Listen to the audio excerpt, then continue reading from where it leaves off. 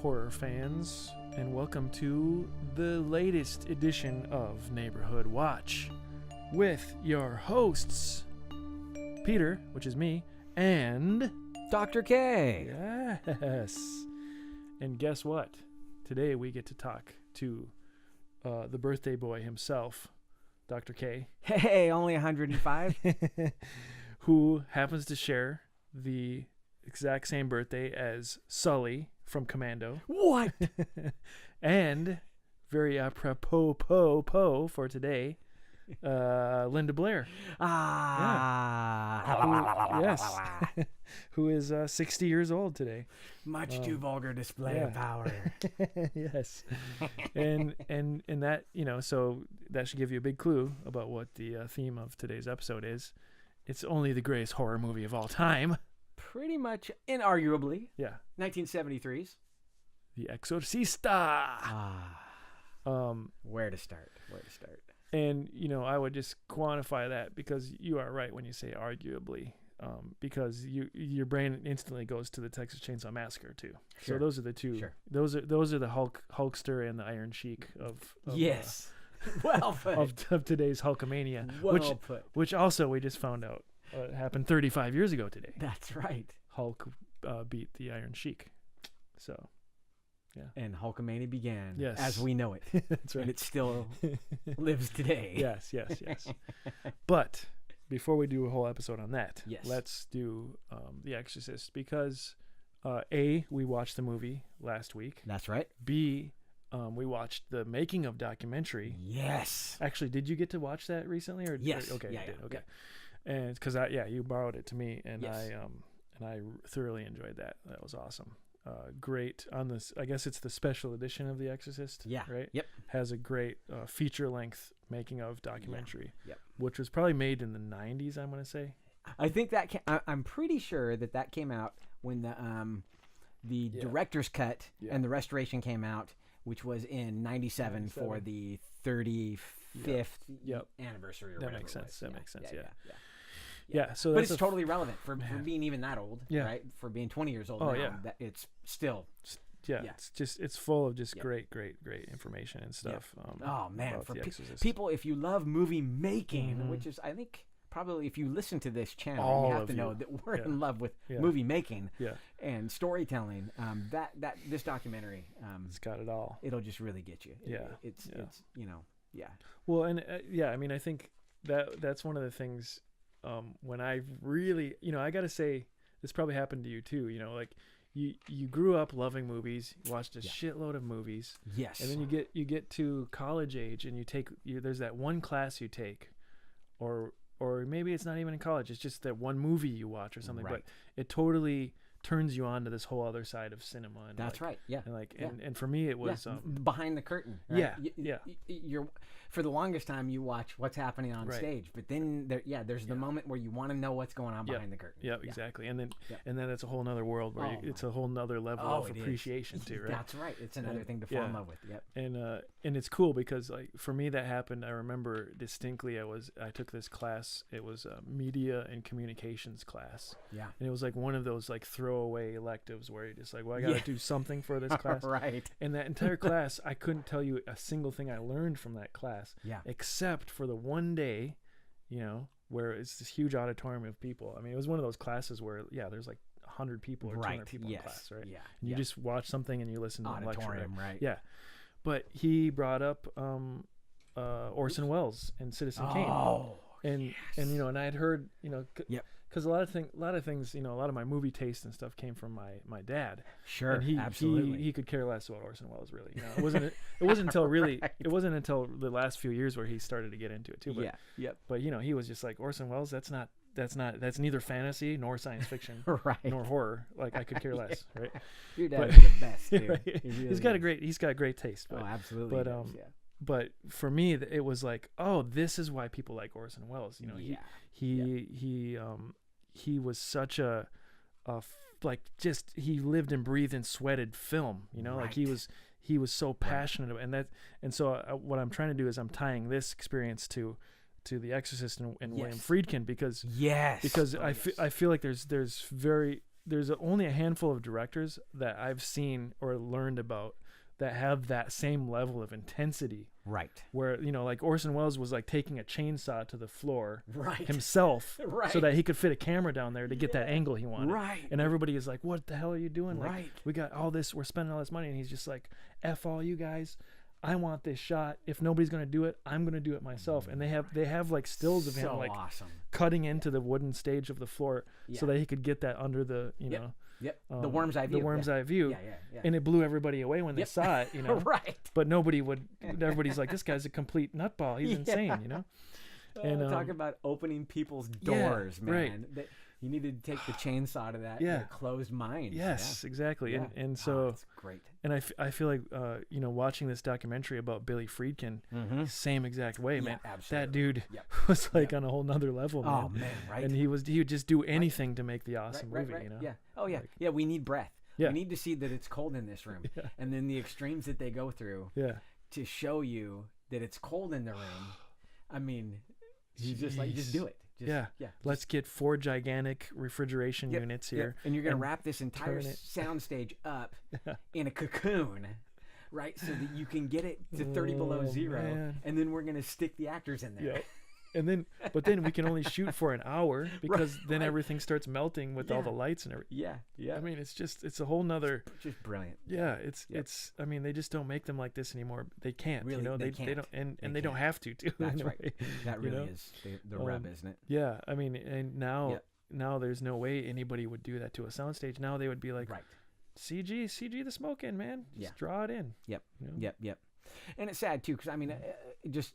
Since we're talking about effects, you know, the documentary is so good about giving you the perspective, which I think is correct. Where I forget the guy. Do you remember the guy's name? The special effects, the main dude, the guy with the gray ponytail. Yeah. We're gonna edit it in here in a minute. It'll be. Yeah. Yes, so that guy. Rob Bottin. No, you know, but I do remember the makeup artist's name was Dick Smith. Oh, yeah, you're absolutely right. Because I sent you that picture of that giant Dick Smith head. Yes. Brilliant, which you'll be seeing that right now if you're watching this on YouTube. Exactly. But anyway, he really says, he's like, you know, so we have all these ideas in pre-production, and we had to invent all of it. And you can really hear with him and with Friedkin both, but they were raging on the idea, raging against the idea that this is not going to be schlocky horror. We're done. They were done. I say we. I wasn't there, but I'm speaking in the third person here. You could tell that they're like, okay, horror right now is a joke, man. It's schlocky crap.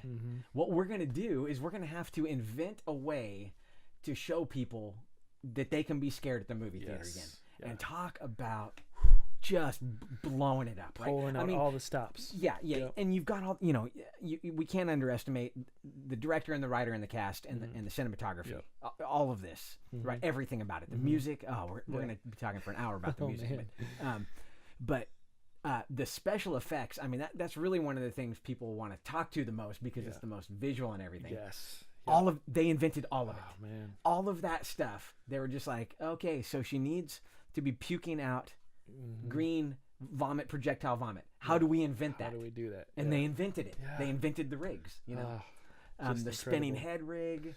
I mean, there's a million. The bed rig. You know, and some of that stuff you watch now, and it's like there have been so many movies about poltergeist and exorcisms that when you see the bed moving, it's no big deal, right? You really have to put yourself into this is 1973 and I'm going to see this, and that it's a mind blower. There's just nothing like it. I mean, it's the furniture moving, all of it. I know. And it's funny because, you know, people when they talk about movies, they'll talk about The Godfather, and they'll talk about Citizen Kane, and they'll talk about like all the classics, which are all great, you know, movies, but you know, watching The Exorcist this last time with you was great too, because I hadn't watched it like in an analytical way before. Oh, right, yeah, totally. Where I was really kind of just like looking at it like from you know, how did they make this kind of standpoint and stuff too, you know? Because usually, you know, it's probably been a few years since I saw it last, and it's always been like a really visceral experience. Oh for man, me, absolutely, just purely emotional. Absolutely. And so it was fun to watch it this way, where I was like really looking at it now, and I was like, man, and it is just as mind-blowing as Godfather or any of those were. You know, I mean, there are moments when we just sat there and we're like, dang, dude, it's as good as it gets with the camera work and the lighting editing, and stuff and the editing. Oh man, there's some of the editing choices in there. Yeah, they still are so modern that it shocks you to think like this was 40 years ago or whatever. Right, you know? Right. It's like, what? Yeah.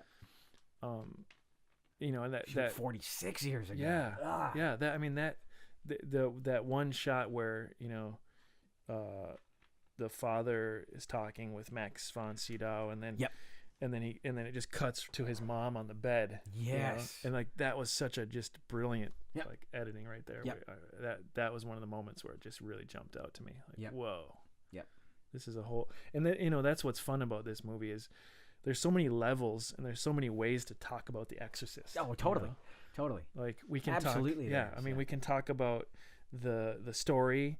We can talk, or we can just talk about just the purely the film of it. You know. Yeah. How did they do this, and what was, you know? God, they're all such deep traps, right? We should just start knocking them out.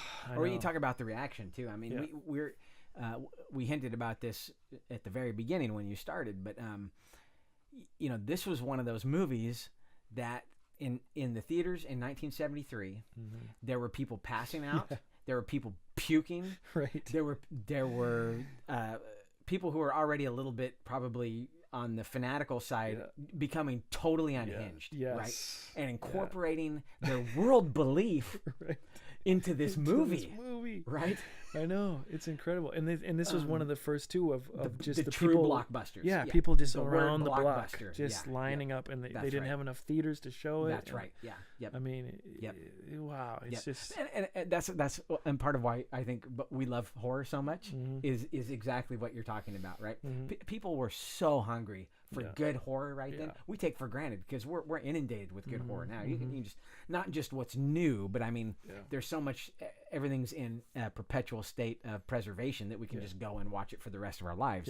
But then people were so hungry to really be scared, and this movie delivered in spades. Right, and really I think, scared the crap out of people. Oh, it totally did. And I think in much the same way as The Godfather too, it had a best-selling book behind it too, exactly. Right? And so there was a huge you already had a ton fan of people. base there, right? Yeah, you're absolutely right. Yeah. And you've read the book. I have, both and Legion, which was the sequel to it, which The Exorcist 3 is based on the book Legion, both by William Peter Blatty. With James Earl Jones. With was it?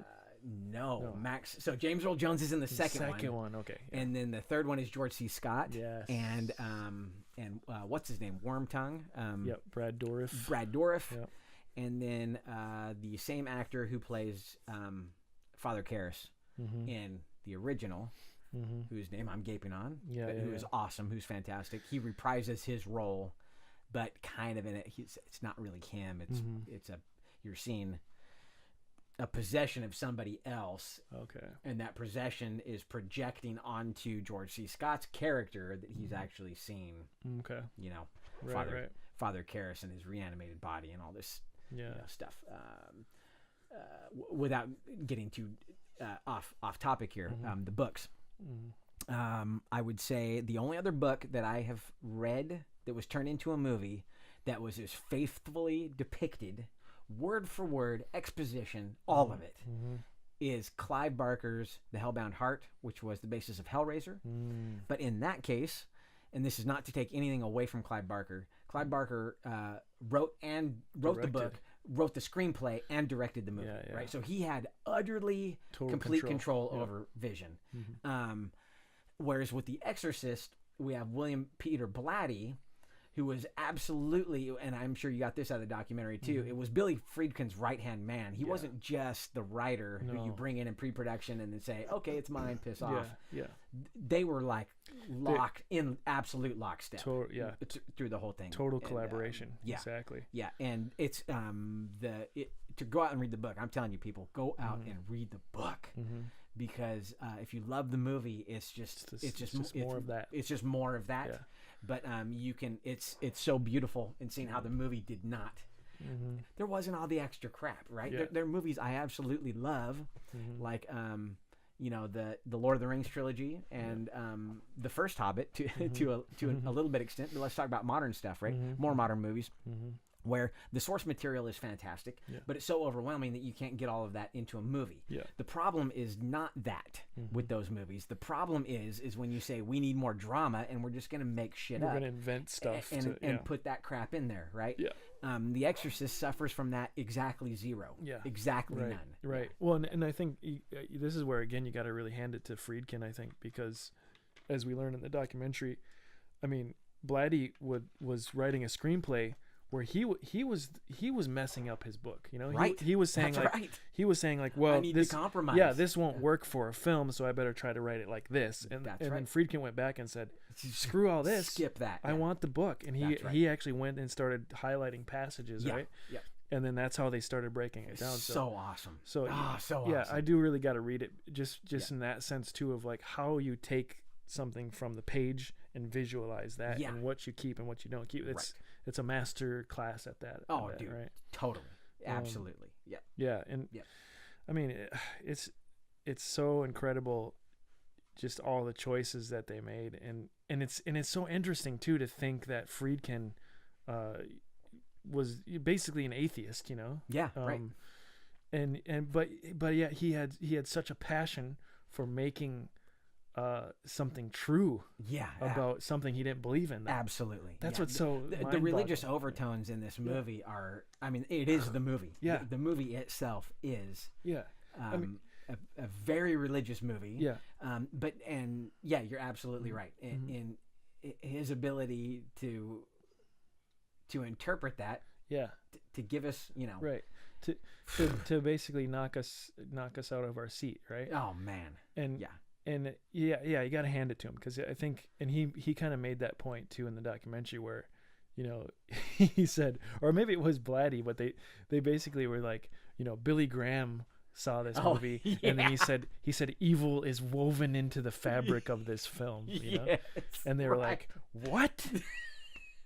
I mean, it's about evil, but it's not an evil film. Like, how can a film be evil? You know? Right. And, talking about the religious fanatic earlier, right? Yeah. That's some people's. But Friedkin was so, and Blatty too. They're so hell bent, if you will. Right. Yes, absolutely. At just creating an entertaining piece of art, right? Oh man, and in the best sense of that. Right.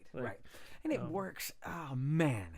Yeah, to attack Billy Graham's bullshit here for a second, you know, if you go into a movie and you know you've already come in with your Bible full of expectations on what you want to see out of something, nothing is ever going to work for you. Right. You're never going to get what you want out of it, right?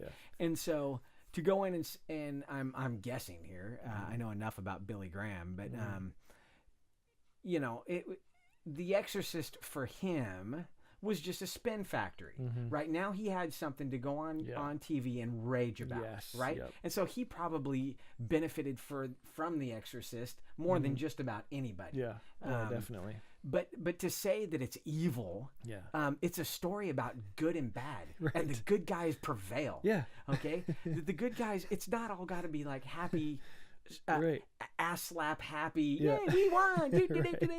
That sucks. Who wants to see that, man? No. That's not what this movie is about. In fact, this movie's, you know, it's two of your four main characters die in it, right?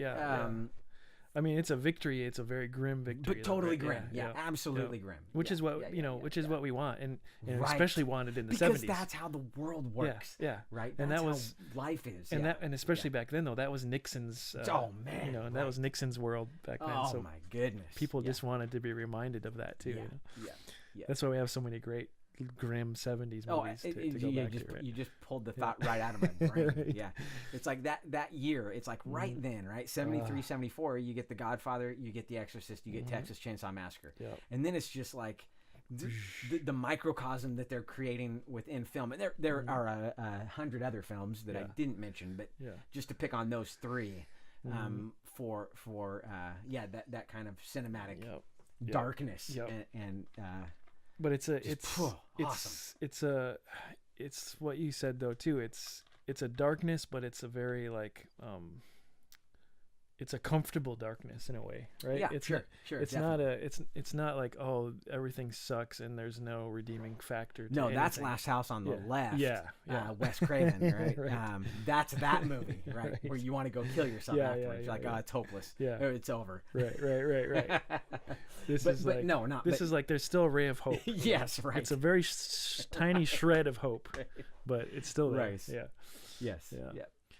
Yeah. I think it's, so here's the thing is I think with The Exorcist, it's such a fun movie because you have that whole other religious layer on it. Yeah. Yep. But if you just sit back and just watch it as just a story, absolutely. Which I think everybody in the making of did. Yeah. Oh, absolutely. That's why it works so well too. Yep. It was a story of good versus evil. Totally. And that's the most basic of all stories, Right. And what I think is interesting though is they really did. I mean, they didn't make any bones about it. They were like, the devil is possessing this girl, right? And it's the devil, right? And they are trying to fight the devil because it's not her brain that's doing this to her. She is possessed by the devil. Yes. Very clearly, right? Yes. Or Babuzo, or that's who we find out. Yes. So, what's his name?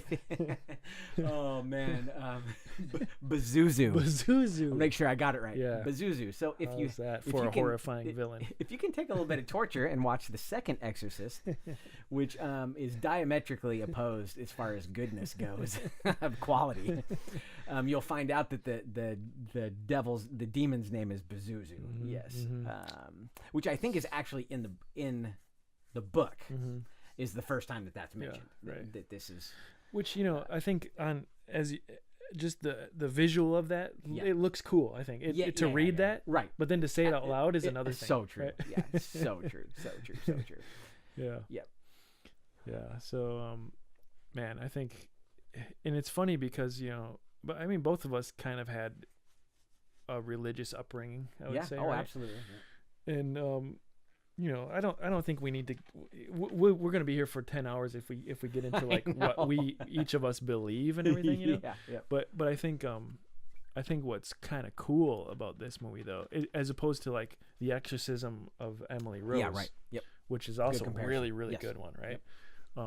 But that movie is much more. It's a debate, really. It's sure. much more of a debate of whether this girl is some kind of mental problems, right? Or she's actually possessed, Absolutely. And they do such an expert job of showing both sides to that. And that is so such a sign of the times. I think audiences right now are far less interested, I think, in the legitimacy of something that is obviously religious, right? Yeah.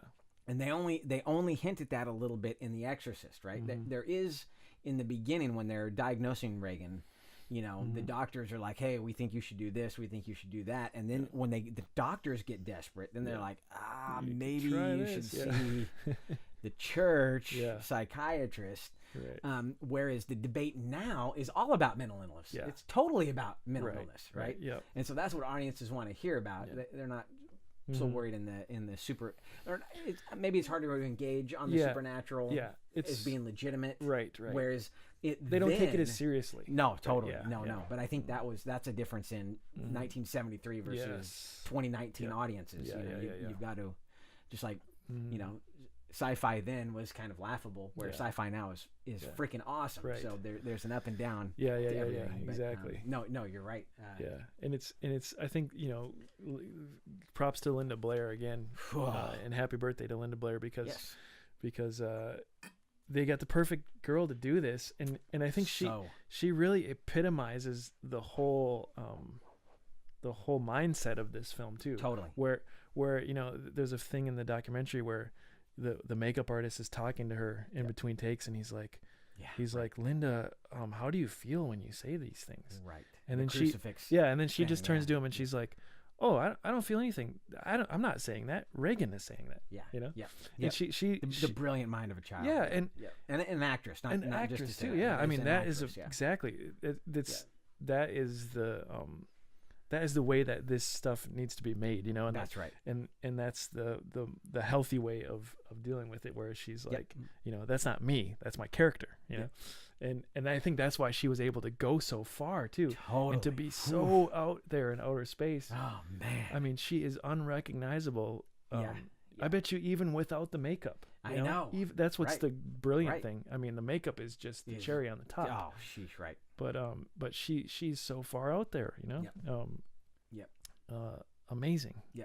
We should. I mean, one of the things, and I remember this the first time that I saw the movie. And then when you and I watched it a couple days ago, that it's such it's maybe not a major thing, but it is so well executed. Is the fact that once Reagan is possessed, so we see Reagan before anything has happened, right? And she's just a little girl, and she's great.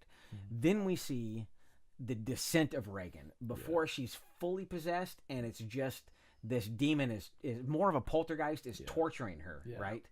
And then there's the snapping point once she becomes possessed. She's fully taken over. And from that point until Karis and Merrick get killed, the character of Reagan is played by two actresses. Yes, that's right. That's right. And so the way that they were able to have Linda Blair and Mercedes McCambridge perfectly sync up with having somebody overdub, right? So what I'm getting at is Linda Blair is delivering all the lines in her voice, right? But then Mercedes McCambridge is sitting there in a room watching the dailies and then overdubbing her voice onto it. Jeez. And it's seamless. It's seamless. It's utterly. So it's not. You know, you think of so many there. I mean, that's as an audiophile. You know.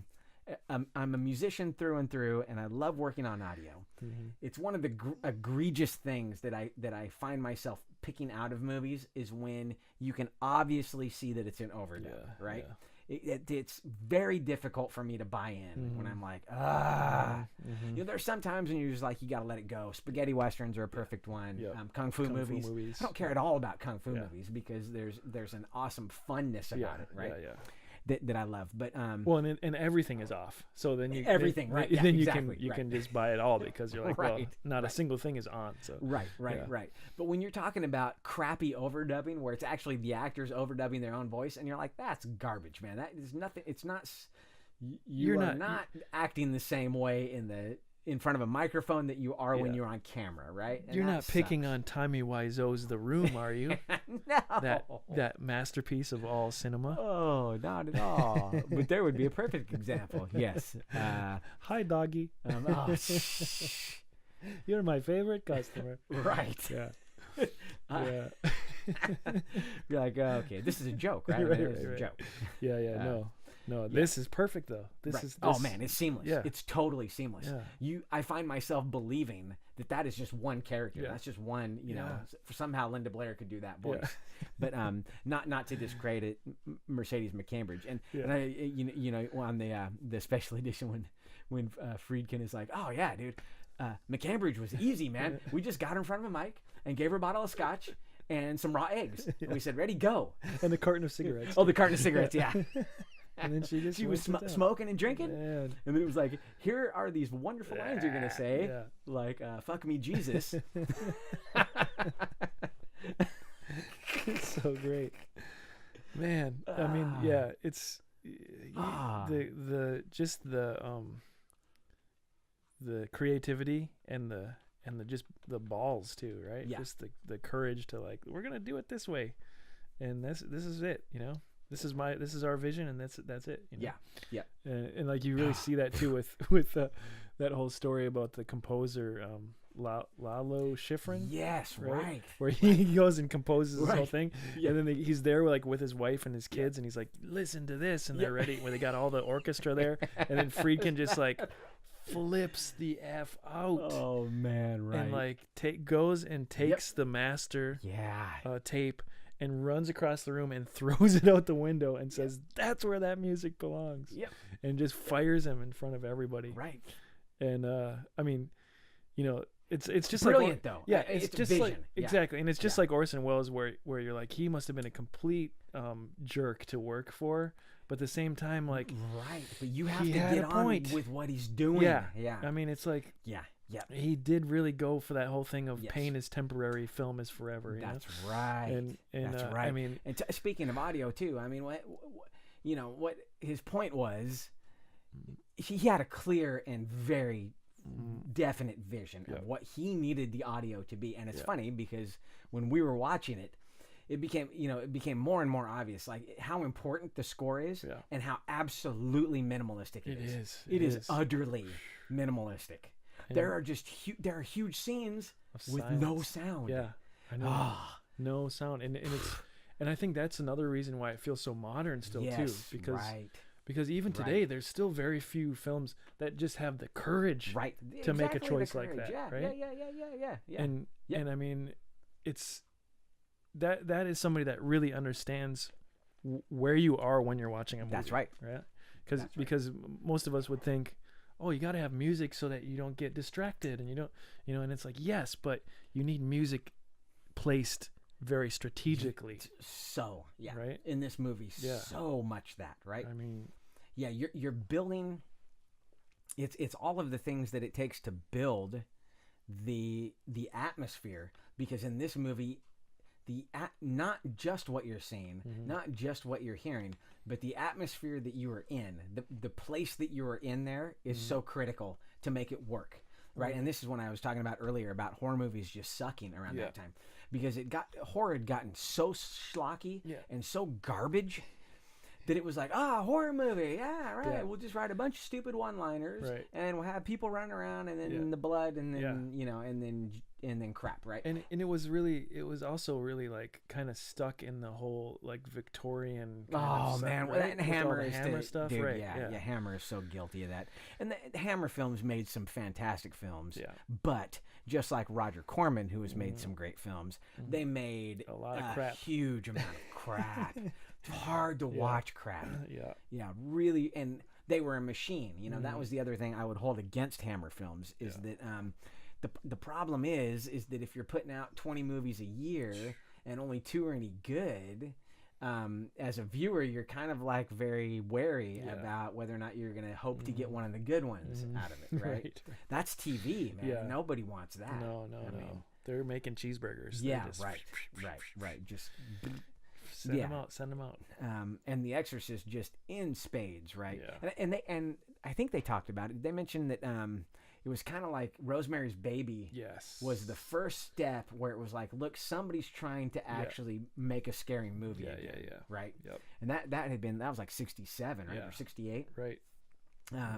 But then that was it. It was like, there's it's this like one, and then and that's cool, and that actually was pretty. And I will say, Rosemary's Baby is a great movie to this day. Yeah, it is. But I wouldn't even put it anywhere near in the same light as The Exorcist. No, The Exorcist is just it's a whole nother level. Well, that's the thing. I mean, we have come across a few of those movies even since doing this podcast.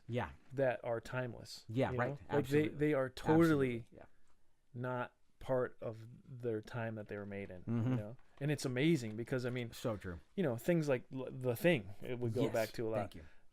That does not feel, other than a few things like the hair and everything, right? Right, yeah. But other than that, I mean, it could be made. That movie could be made right now. That's right. And the same with The Exorcist too. That's right. Rosemary's Baby. Right. There, it does feel 60s. It's definitely 60s. It feels so true, and it's not just a style thing. It's a whole. It's a whole picture thing. Yep, it's you're a whole absolutely thing, right. Yeah. It's the You music, totally the sound. Yep. It's even the way of acting and stuff too. Is just it's very tied Polanski, to that time. I mean that, and Polanski's made some really good films, and he's made a lot of films I just do not give a shit about, and I think he's the Fearless Vampire Killers. Overrated. I hate to use that, but I do think there are people who like to say that they love film and they yay Roman Polanski, right? Yeah. I agree. I think he's a little hit or miss. I mean, I love Chinatown. Chinatown is great. Awesome movie, but then you've got Fearless Vampire Killers, where you just were like, why did I waste my time on this crap? Yeah, and then it's hard, and other than Chinatown, it's really hard to be like, what else did he do? Right.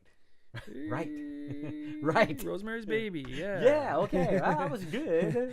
and I would say what you still have to see is The Ninth Gate. Which was much later in his career. That's though. right. Yeah. And I mean, it's not one of those movies we just mentioned where it's going to be timeless though. Yeah, right. It's a good movie. It's a fun movie. Sure.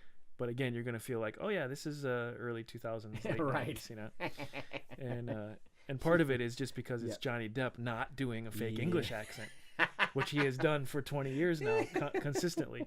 Yes. At that time, he was actually trying to do other characters. Right. Yep. So, yeah. But man, yeah, I think I don't know how they do that. I don't know what that magic is.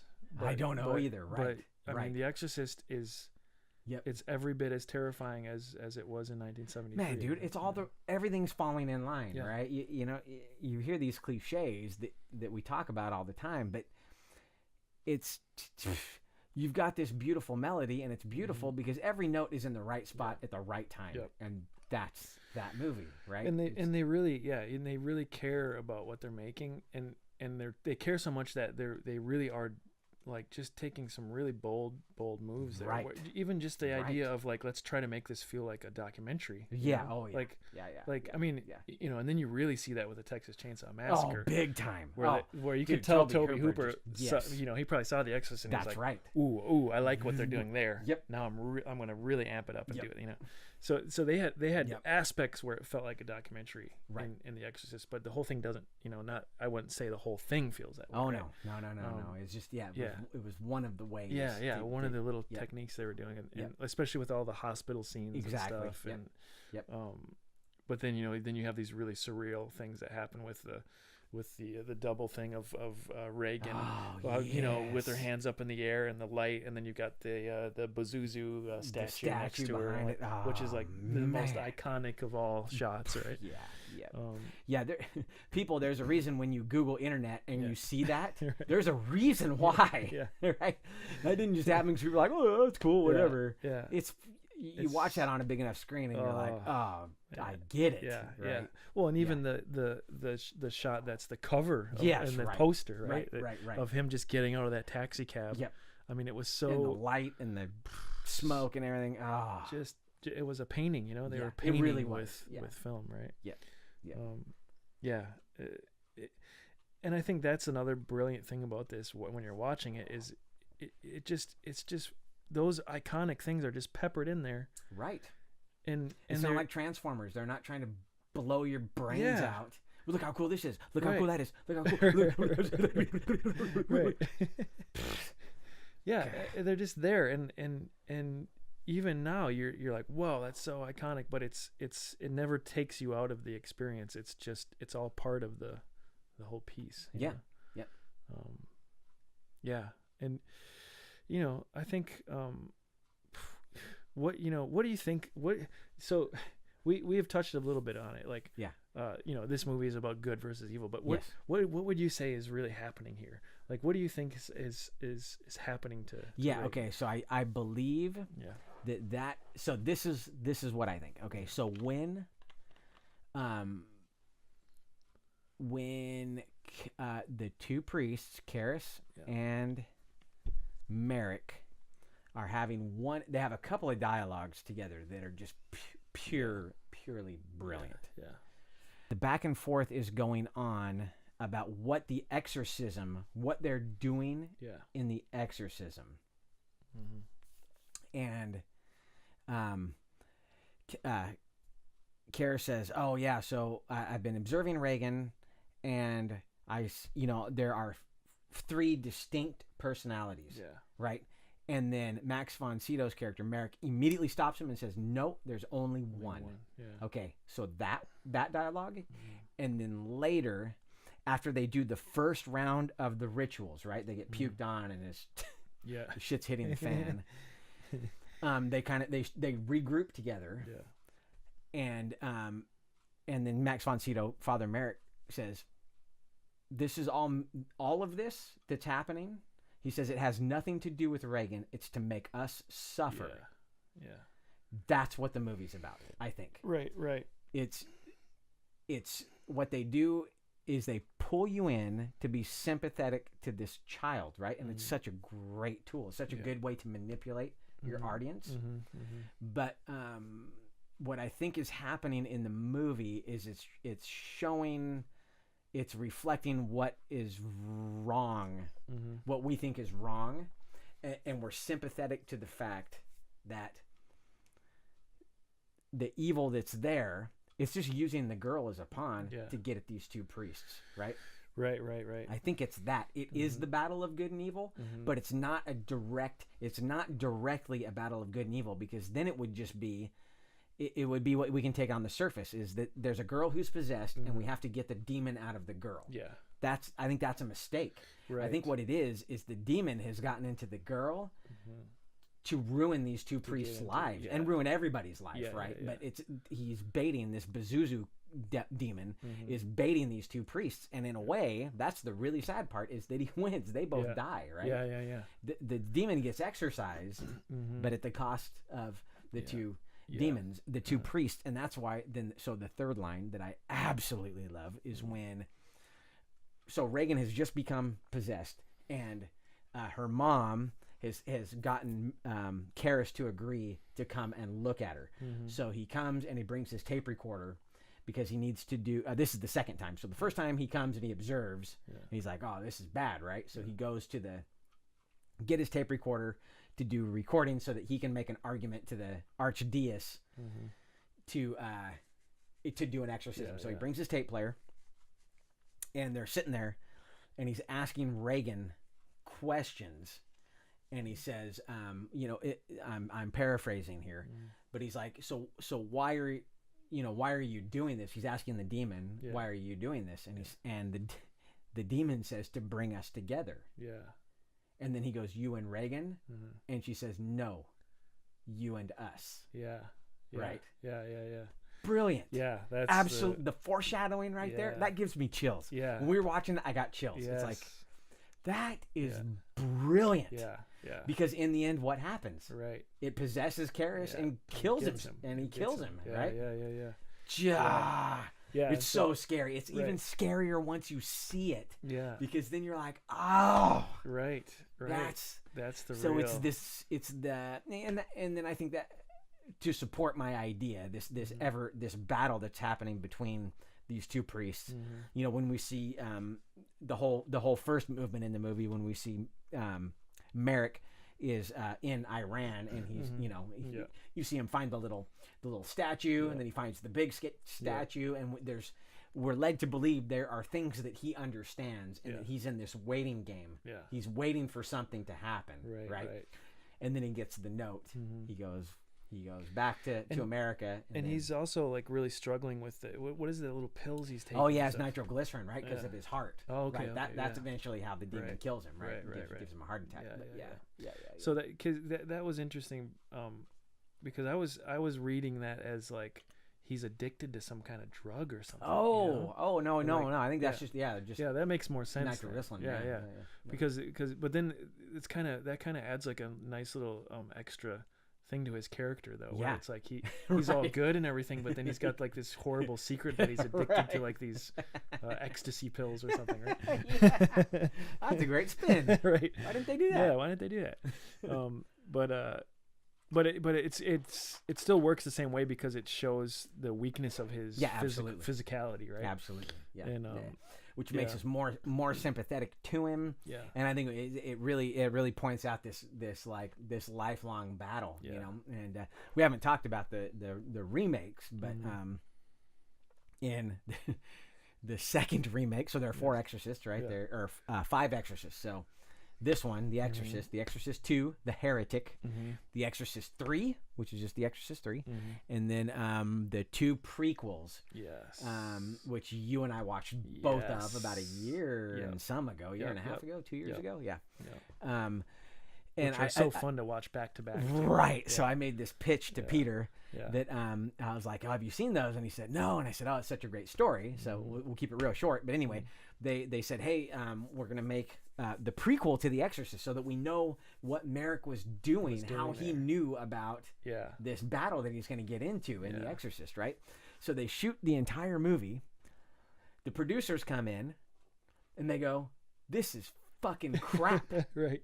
Boring. They fired the director. They shit-canned the movie, and they brought in a new director. So he rewrites the script with the same cast, but uses the same cast in a completely different movie, right? And that version with Bill Skarsgård as Merrick. That's when we see. That's where it all starts, right? That's when he first becomes familiar with this Pazuzu character. Now in The Heretic in part 2, we see flashbacks, which has Max von Sydow as the young guy, and he is giving an exorcism to it's a kid, and we find out that kid is played by James Earl Jones, who's then a librarian or some crap. I can't quite remember. It's not a good. It's not worth going back to. But anyway, it is really cool to know that there's this big backstory between the demon and Merrick, and that it's taken his entire life for it to come to a head. Right.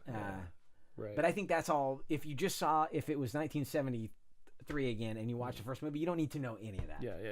Getting back to your question, what is this movie about?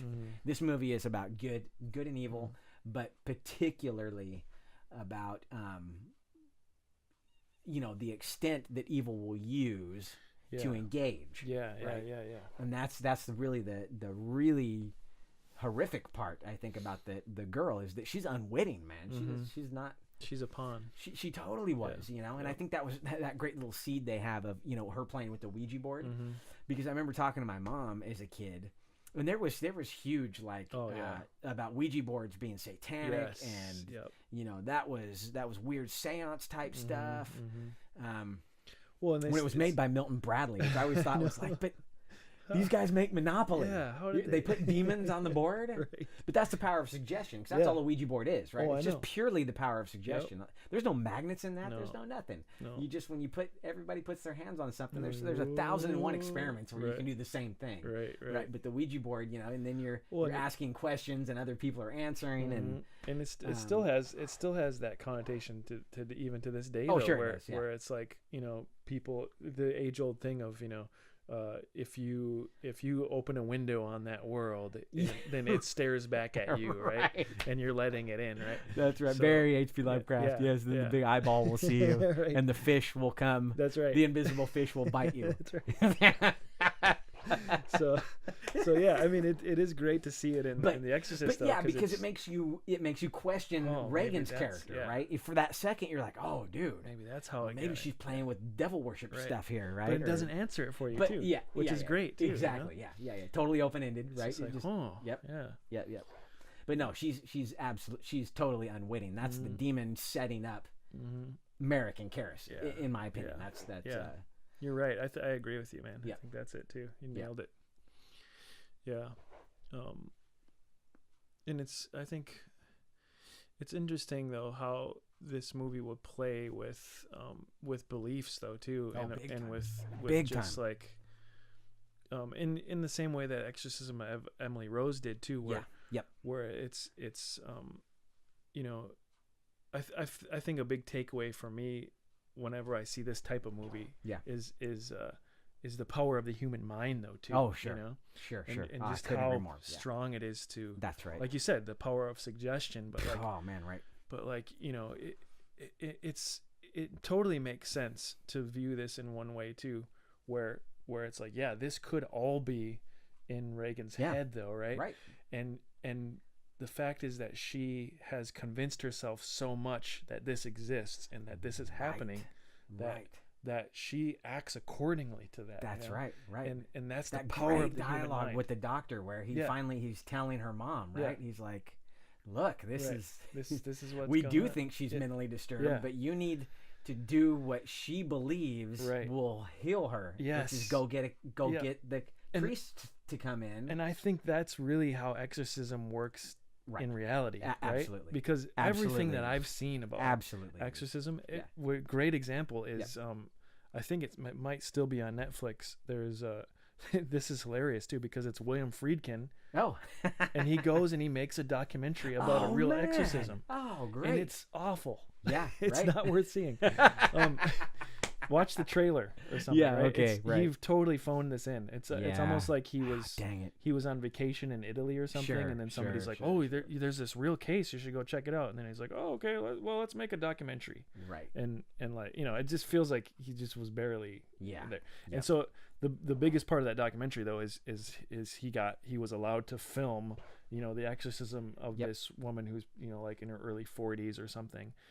And it's spooky and weird, and she's speaking in all kinds of voices and stuff, and she's moving around and thrashing and everything. Yeah. But I'm not seeing anything that tells me like that this couldn't be just her believing that this is happening. Right. That's thinking critically. Yeah. And but the fun, that's the great thing about belief though, is like when everybody is keyed into the same thing, the priests are too. Everybody is believing this is happening. That's right. There's no limit to what you can do. Very what you're scary. Capable of. Yeah. I mean, it's like talk about Dungeons and Dragons to the extreme, right? Like you're all believing in this thing. It's role playing, man. But I mean, not to discredit people's beliefs or anything, because I think I have a lot of beliefs too. I'm just very critical, and I'm very questioning about a lot of that stuff. And one of the big things, I mean, this is just an aside, I guess, but like I think one thing that's very interesting to me is that most of the real exorcism cases, and even in this movie too, it's always a pre-adolescent girl. Yeah, right. Why isn't it a 40-year-old guy or a 50-year-old guy? And I've heard the argument where people say, well, it's because of a weak girl. They're weak and they can get possessed, and that makes it easier for the devil that blah blah blah, whatever. I think it's much more interesting though to think, and I think they really did this with Emily Rose too, where it's like at that age, boy or girl, right? There's so much where they're questioning their own beliefs too, right? And they're actually coming into their belief system, and when they see things that don't gel with, especially if they're really religiously upbringing, they're going to act out in a way that they think that they think is what God would want or the devil would want or whatever. That's right. So that's, I don't know, that's really interesting to me, that whole thing. But so let me ask you this though, because I know that you are much more skeptic than I am. I'm a skeptic through and through. But the Exorcist, you just mentioned this. The Exorcist does scare you though. Oh, absolutely. So what is it that you get scared of in this movie? I mean, what is the scary thing to you? Yeah, that's good. From a skeptic point of view, okay. So not necessarily from a movie viewer. I mean, it could be that too, but I'm just looking at this in the very basic level of the people that were fainting and throwing up in the theater. They were terrified for a very clear reason. That they believed this was actually happening. They had justified true belief system. Exactly. And evil was woven into the fabric of that film. Yes. Yeah. You and I both are like, well, no, it's a good movie. Right. But I think you even more so are like,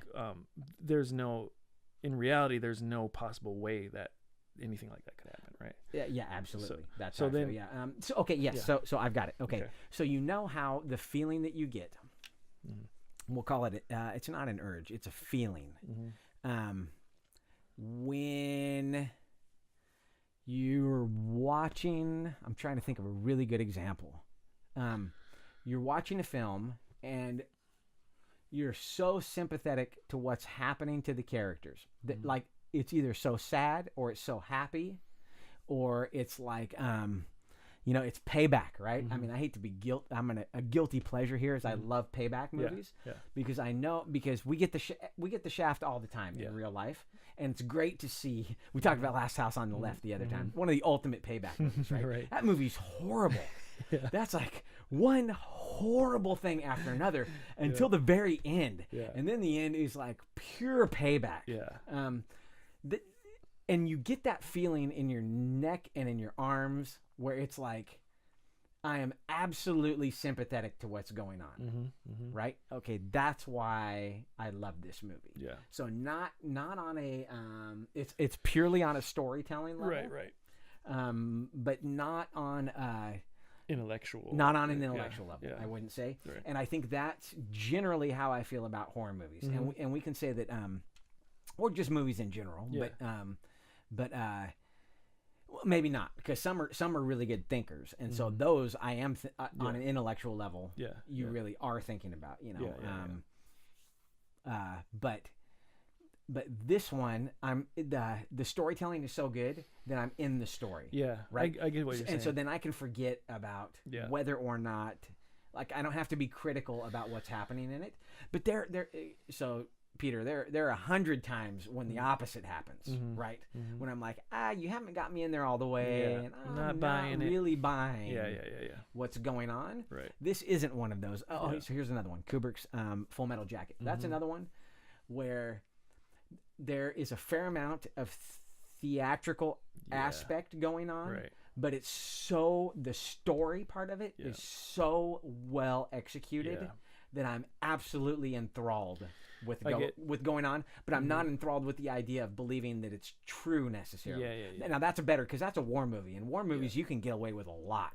Right. Some of it's like that Apocalypse Now thing where the fucking helicopters are flying in formation. Right. That's shit. That's stupid, right? I'm gonna totally side with the late Arlie Ermy on that. That's bullshit. Yeah, the fucking.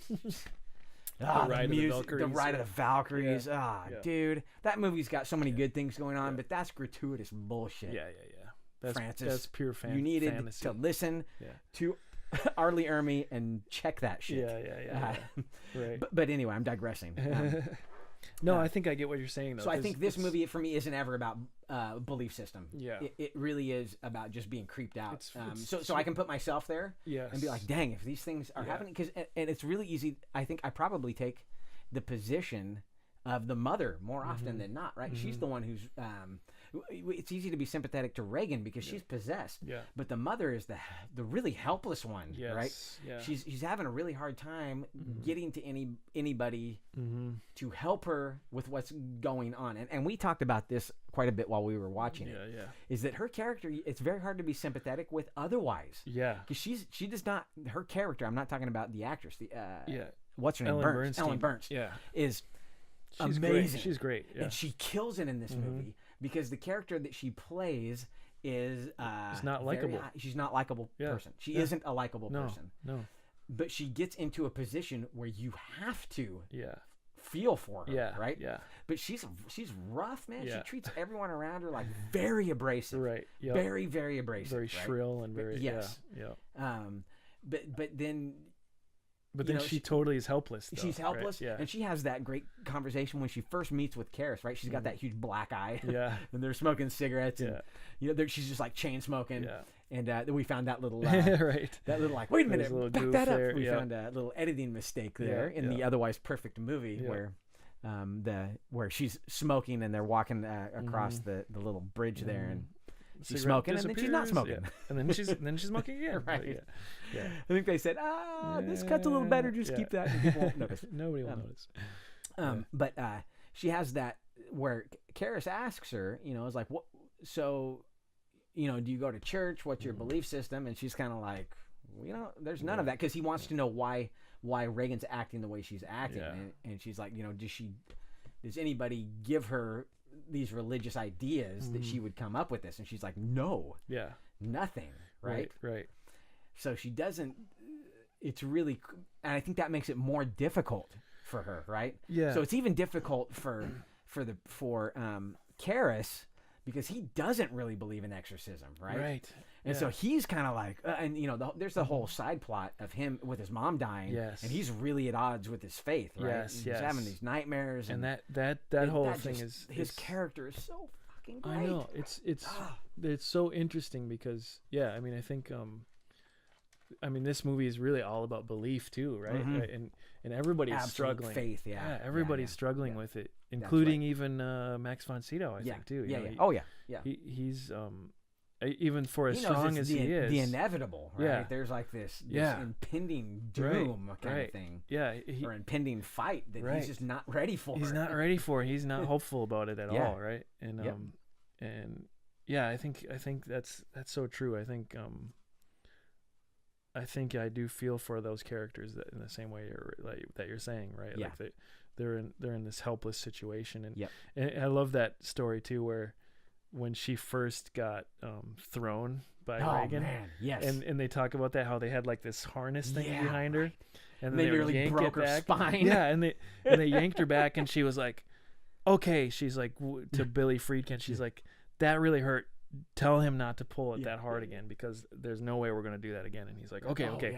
And then he's like, absolutely. Yeah. And then she just saw out of the corner of her eye him just like whispering to the guy, like, do it. Go all the way. All the way. Yeah. And they really yank her, and she goes flying back, and that scream and everything is so real. Right. And she said they even came up closer with the camera in her face, and she was so pissed. But that's another testament to Friedkin, right? Because it's like it was absolutely what they needed for that scene, though. It was real. That intensity of realness. Yeah. And then he did it again with not very ethical, but no. There's no way that would fly today. Oh man, you'd have there would be all kinds of lawsuits. They'd walk off. Your everybody would be tweeting about it. That's funny too, because when the special effects guy is telling, he's like, I don't know. He's like, just yank her, just go. Do it, man. You know, go he's like, all right. He's like, I really felt bad for him, but he's the boss, right? You're not going to get me fired. He is. So okay. There's so many things like that. No, you're right though. Yeah. When they bring the camera in, you can see she's furious. Yeah. She's totally furious. And she's in total pain too, man. Yeah. And then he did it again with that other father at the end when he's giving the last rites to Karis. Oh yeah. And there's a great story there too, where he said they did take after take after take of him rolling down the stairs. Yeah. And then him giving the last rites, and they're like. And he came. Finally, the director came up to him and he said, "He's like, you're just not giving me. This isn't real. This whole thing. You need to be. I want to see you broken when you're giving him the last rites, and I feel like you're just phoning it in." And he's like, "I've just done it 15 times. I've given you everything I can. I'm not an actor, all this stuff." And he wasn't either. He was a real priest. He was a real priest. And so then William Friedkin looked at him and he said, "Do you trust me?" And he's like, "Yeah." And then he just turns around and belts him as hard as he can in the face. And then he rolls camera. And so like he said when his hands are shaking and he's given that, it's like he's just full of nerves, And it's perfect. I mean, like that's such a exciting way to make a film. Oh man, it is. There's just no way that would happen today. And I like when the actor who plays Karis says, he's when he's talking about that, and he goes, "Oh yeah, dude, Friedkin would have like he'd have a revolver with blanks in it." So that when you're all keyed up, he'd shoot that, and he's just like, "Fuck that." He's like, "I don't need that. He's like, "I don't need that kind of motivation." And so it was really cool to hear an actor. Alan Bernst obviously gave. She was like, "That was bullshit." But he says the same thing, right? He's like, "That's not a way. I'm not a method actor. Don't motivate. Don't do that to me. Like one." But there's no arguing the results. Right. It's all on the film, man. It's all on the film. It's That's another Full Metal Jacket reference here. But Vincent D'Onofrio in that. D'Onofrio's a method actor, right? So he's the kind of person who takes on the character of Gomer Pyle the whole time. And Matthew Modine, who played Joker, is not a method actor. And so he turns it on and he turns it off. And he said he had a really difficult time working with D'Onofrio because D'Onofrio was like, "Okay, you have to hate my character. We have to go through this shooting, and you need to hate my character, so that when we get to that point, you can really do you're gonna wail on me." And Modine's like, So, but D'Onofrio is just working on him, not on camera, but off camera. And Modine said when it came to that scene with the soap road, when they're all wailing on him, he's like, that was real. He's like, that was a tennis ball in there. That wasn't a bar of soap, but he's like, I was really beating the shit out of him because I was totally sick of his bullshit. And it's interesting because it's like, it's this whole other level. It's this whole other level. It's it's you got to admire it. At the same time, it's I don't know. I always think about that story too. I think I've told you this a few times, but I love this story. I think it was De Niro and like Dustin Hoffman or something. Oh yeah. And Dustin Hoffman is that D'Onofrio way of acting, right? And he's like totally getting into it. And so they had to do this scene for something, and he stayed up all night because he's like, I need to look tired and just totally broken. And then he's ready for his scene, and he's just barely holding it together. And De Niro's like, well, what's wrong with you? And he's like, it's like, well, no, I had to do all this, so I could get it to this point for the scene. And then De Niro's like, well, I just act. He's like, why don't you just act? That's what we're doing, right? Like, why, right? And I mean, it's such two totally different ideologies to the same thing. Exactly. And I think but both are valid though, really. Absolutely, they are. And we see that in Full Metal Jacket, and we see that in The Exorcist too, where it's like, you cannot deny the power of reality. Right. Right. So there's that. The funny thing about film is that, except in the case of real documentaries, I'm not talking like made for TV pseudo documentaries, but the real thing, right? Not reality TV. Right. Yeah. Exactly. There are times when we're totally hung up on authenticity, on the real thing. Mm-hmm. And Hollywood is all about faking it. Yeah. The entire thing is an act of faking it, right? And the thing is, as actors and as filmmakers, you're trying to get as close to reality as you can get. Not always. Sometimes you're trying to get as close to fantasy as you can get, right? Mm-hmm. But your actors are still real people, right? And they're trying to pull you into the story. Yeah. But in this case, you're trying to get actors to depict a reality, an authenticity, when that's not a real story. It's nothing about it's real. Yeah. You can't do anything real when there are 150 people standing around you with lights and cameras pointed at you, looking at their watch because they want to go out and have a smoke break or get some lunch and chop sucker. Yeah. And then you've got to be like totally authentic, right? Yep. It's very difficult. But, well, that's why we go back to that the whole Christian Bale debacle when he was making Terminator, right? Right. You listen to that audio of him freaking out. Yep. And you got to feel for him too, though, because it's like, it's what you just said. I mean, you're in this totally unreal situation, and you're trying to get something real out of that. Right. And anything anybody does, the slightest little thing anybody does, the guy fixing the lights back there, can just set you off. Yes. Because you're you're trying so hard to hold it together. Yep. You just go nuclear. Yeah. Yep.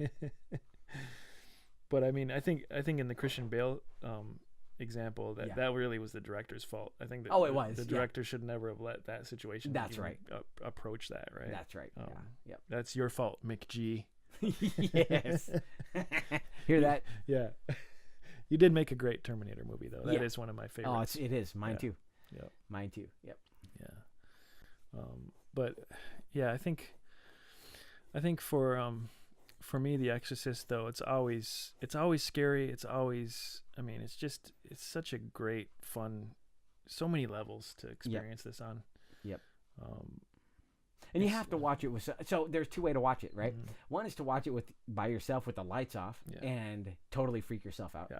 But I think the best way, and not just because we did it, but is to watch it with a friend. Yeah. Watch it with, a lover. Uh-huh. Watch it with your mom. Mm-hmm. So that because the experience is so enthralling that it's great to talk about it with somebody else, because you can have people with two radically different experiences. Yes. We're guilty of sharing a lot of the very same viewpoints, and so. We tend to look for a lot of the same stuff, right? But you can watch it with somebody else and then talk about it afterwards, and they're gonna be so in left field compared to where you are in right field that it's like, and then you're like, oh man, I didn't realize to look at it from that perspective. I mean, I this think is one of those movies. I think it would be so interesting to find if there is a single person out there that doesn't think this movie is scary. Oh, right. And then talk to them and be like, why isn't this scary to you, right? Because it'd be great to open their doors. Yeah. It'd be like, well, all your doors were closed. Right. That's why it wasn't scary. Right. Yeah. Yeah. But man, it's just an amazing piece of work there. Yeah. I cannot speak more highly of it. I think it's so we should talk about the you mentioned this in the beginning, but so there are two versions of The Exorcist. There is the original theatrical cut, which is awesome, and then there's the version that we watched, which is the version you've never seen. The version you've never seen. Such a cool name. Forget all that special edition crap, right? The version you've never seen. That's the one we watched, because I think we were agreed before we even put it on. We both kind of said it's like they didn't cut anything out. They added a bunch of stuff, and it's all golden. Yeah. It's all good. Just more good. There's some like little stuff, some little, just make this a little bit longer and show a little bit more of that, especially in the beginning part. But I mean, the crab walk. Yeah, the crab walk. Oh, yeah. And that was, when they were talking about that was purely a time thing, right? Yeah. They were just like, that's where they're talking about the double, the problem with trying to scare people twice right in a row. Yeah. Right? They said, this horrible thing happens. It's like all these horrible things are piling and on then another horrible thing happens, and you're like, what? Yeah, because she just finds out that the director died. Yeah, and so then you're supposed to be like, holy crap, and then Reagan comes down, and then he's like, and it's funny too, because he said how it was Blatty who came to him, and it was just like, you know what, that was probably with the writing, where that works in a book. You can do that in a book because it took you 5 pages to get to the next part. But in the movie, you can't do a 1-2 punch like that. It's too soon. You've wasted the second one, right? Yep. You've totally wasted it. Yep. And you've kind of wasted the first one too, because you're like, wow, what? Then you forget. Right. But I think I can see why they made that choice for the theater. Yeah. But when you're watching it at home, totally different. It totally works. Yeah, absolutely. It's still like it's creepy as hell. Right. Yep. And I love that scene with her tongue too, when she's just like, I mean, it's just it's like what's so great is like all this stuff that she does. Yeah. Sam Raimi took for the Evil Dead and everything. Absolutely. And he made it hilarious. Yes. Like falling out of your chair laughing. Right. And for some reason though, it's like very darkly funny in The Exorcist. But it's never funny enough to where you like laugh. No. Right. It's weird. I don't know why that doesn't happen for this, but I don't know. That was one of those things. The first time I watched that the documentary. Yeah. Because I remember, so before the documentary, that scene always blew my mind. So I was like, that cannot be just a rubber tongue on there. And then they're like, it was just a rubber tongue we just stuck on there. Like, no way. Like, how? Yeah. And that's like the beauty of a good actor. You know, I'm sure that Linda Blair stuck that on and looked in the mirror and figured out how to be like, blah, blah, blah. It's just the best. And it's real. And that's the thing, too. They don't dwell on it, right? Yeah. They do that. It's just, they just show it to you. And then something else. You're like, what? Right. So good. So good. Oh, man. Yeah, there's a lot of parts like that where it just blows your mind. You know? I mean, I think let's talk a little bit about the music, because you got the tubular bells going on there, right? Which is instantly pure magic. Yeah, we were just like, that's so good, and then we're also like, that's so John Carpenter too. Right. It's like so. You can just see how it just must have lit up John Carpenter's boards, right? His wheels, I'm sure, just were spinning then. Yes. Yeah. But aside from that and a few, I don't know, there's really not much other music in there. No, and I mean that's if you say Exorcist music, it's anybody who loves the movie is gonna say, oh yeah, tubular bells, right? Yeah. That's about it. But that's like the one tiny little part in there. Yeah. That doesn't even it doesn't recur anything either. It's just there's the one time, and then you get it. And I think in the beginning, when Max von Sydow is in the desert and stuff, but that's not even music really, right? No, that's just all more Foley sound work. design it's and just stuff. a bunch of sound design and Foley work. Yeah. So just incredible. Yeah, that's a really great. That whole first movement there. Yeah, like, when you're hearing, when they show the guys working on the swords or whatever it is they're working, the blacksmith, Yeah, no sound. It's all just him. And then when he walks out in the freaking carriage, the horse-drawn carriage comes running out, all sound design. Yeah. And it's like one sound design experience after another. But it's just a lot of that stuff going on, right? Yeah, like, yeah. Just a single the note. B sound. Yep.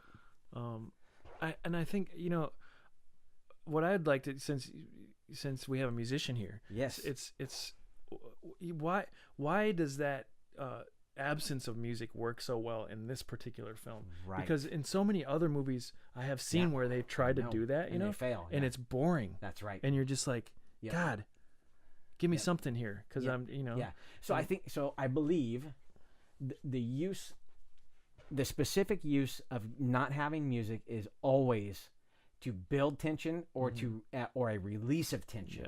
Yeah.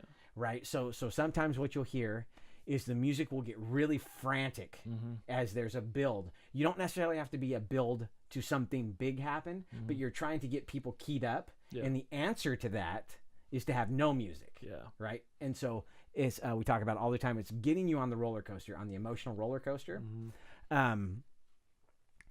And I think so. Sometimes in having no music, it's to release the tension, or it's the exact opposite. It's to build tension. Yeah. It's to make you feel uncomfortable. Yeah. And because when you're building tension, you're manipulating the viewer, and it's always to get them out of their comfort zone, right? You don't want people to be complacent. That's the problem. It's always not, always think, oh, I always want to be comfortable. I want to be comfortable. Well, you don't. Yeah. You don't when people are telling you a story, because anytime that you're comfortable, you're right next to boredom. Yep. You're so close to boredom. You're starting to look around at things. Right. And that's right. Just getting out of it. And so that getting rid of sound, I think, makes you far more aware about the starkness, because it always seems to go up with something stark. Yes, right? Yes. You're trying to be like, you're like, chop. Yep. I'm going to show you this, and it forces you to be like, oh, okay. You're totally right, and it's no matter how many times you see this movie, it's always a tense experience. Yes, that tension is just built up with that, and I would maybe add to, like, I guess because the visuals are so strong too. Yeah. Yep. That carries a lot of it, right? Like. Oh yeah, absolutely. And I think that's when you're saying when it doesn't work. I think it's because they've sometimes the director has the right idea that they're on the right path, where it's like, hey, I want to use the music minimally. Yep. Less is more. To do this less is more thing, but then they fail on the other side. You have to have that other side of it, right? You have to have that starkness or whatever you're showing. You can't get rid of the music and then bore people. Yeah, right. Because then it's like, then that aspect of it totally failed, right? Yeah. And where it worked in this movie is every time they're doing that, you're totally engaged with what is going on otherwise. Right. Yeah. And her awful old lady voice, or old man voice. That's the other thing too, is and they mentioned that in a documentary. Right. That voice is so perfect because it's neither male nor female. That's right. Right. That's right. It's totally ambiguous. It's this totally ambiguous. It just hits you down to your core. Yep. And that almost works as music itself too. Oh, it does. Right? Absolutely. Because when you hear the demon's voice, when you hear Mercedes McCambridge with all that, and there's a ton of effect on there too. That's not just her talking into a microphone. Right. That's heavily compressed, and there's all sorts of other stuff going on there. Right. The sound design with her voice was another stroke of just amazing. Really, really good filmmaking. But it's kind of like you hear her talking, and then it takes you to the same place that the Slayer album Seasons in the Abyss took you to, or vice versa. Seasons in the Abyss took you to that voice, right? Yeah, but all it is it's just this voice, right? And it's totally in command, It's totally, man, absolutely. There's no other thing to focus on. Much too vulgar display of power. That's so good. I mean, that's the thing too.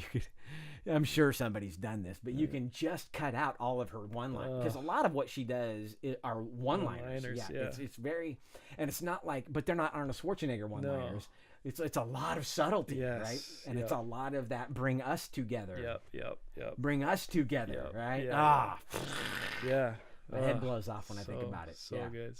You and us. Yeah. And I think another thing that really works for me too is the fact that they're in such an upper class, beautiful house. Right. Everything is just meticulously placed and everything, and the decoration and that's a great use of contrast there, where you have like this immaculate rich actress's house in Georgetown, right. And then this with horrible her servants, with her servants and everything, and and the totally 70s wallpaper of that's where it kind of loses. We both said it when we thought it's the 70s. That's where you kind of lose a little bit of the timelessness.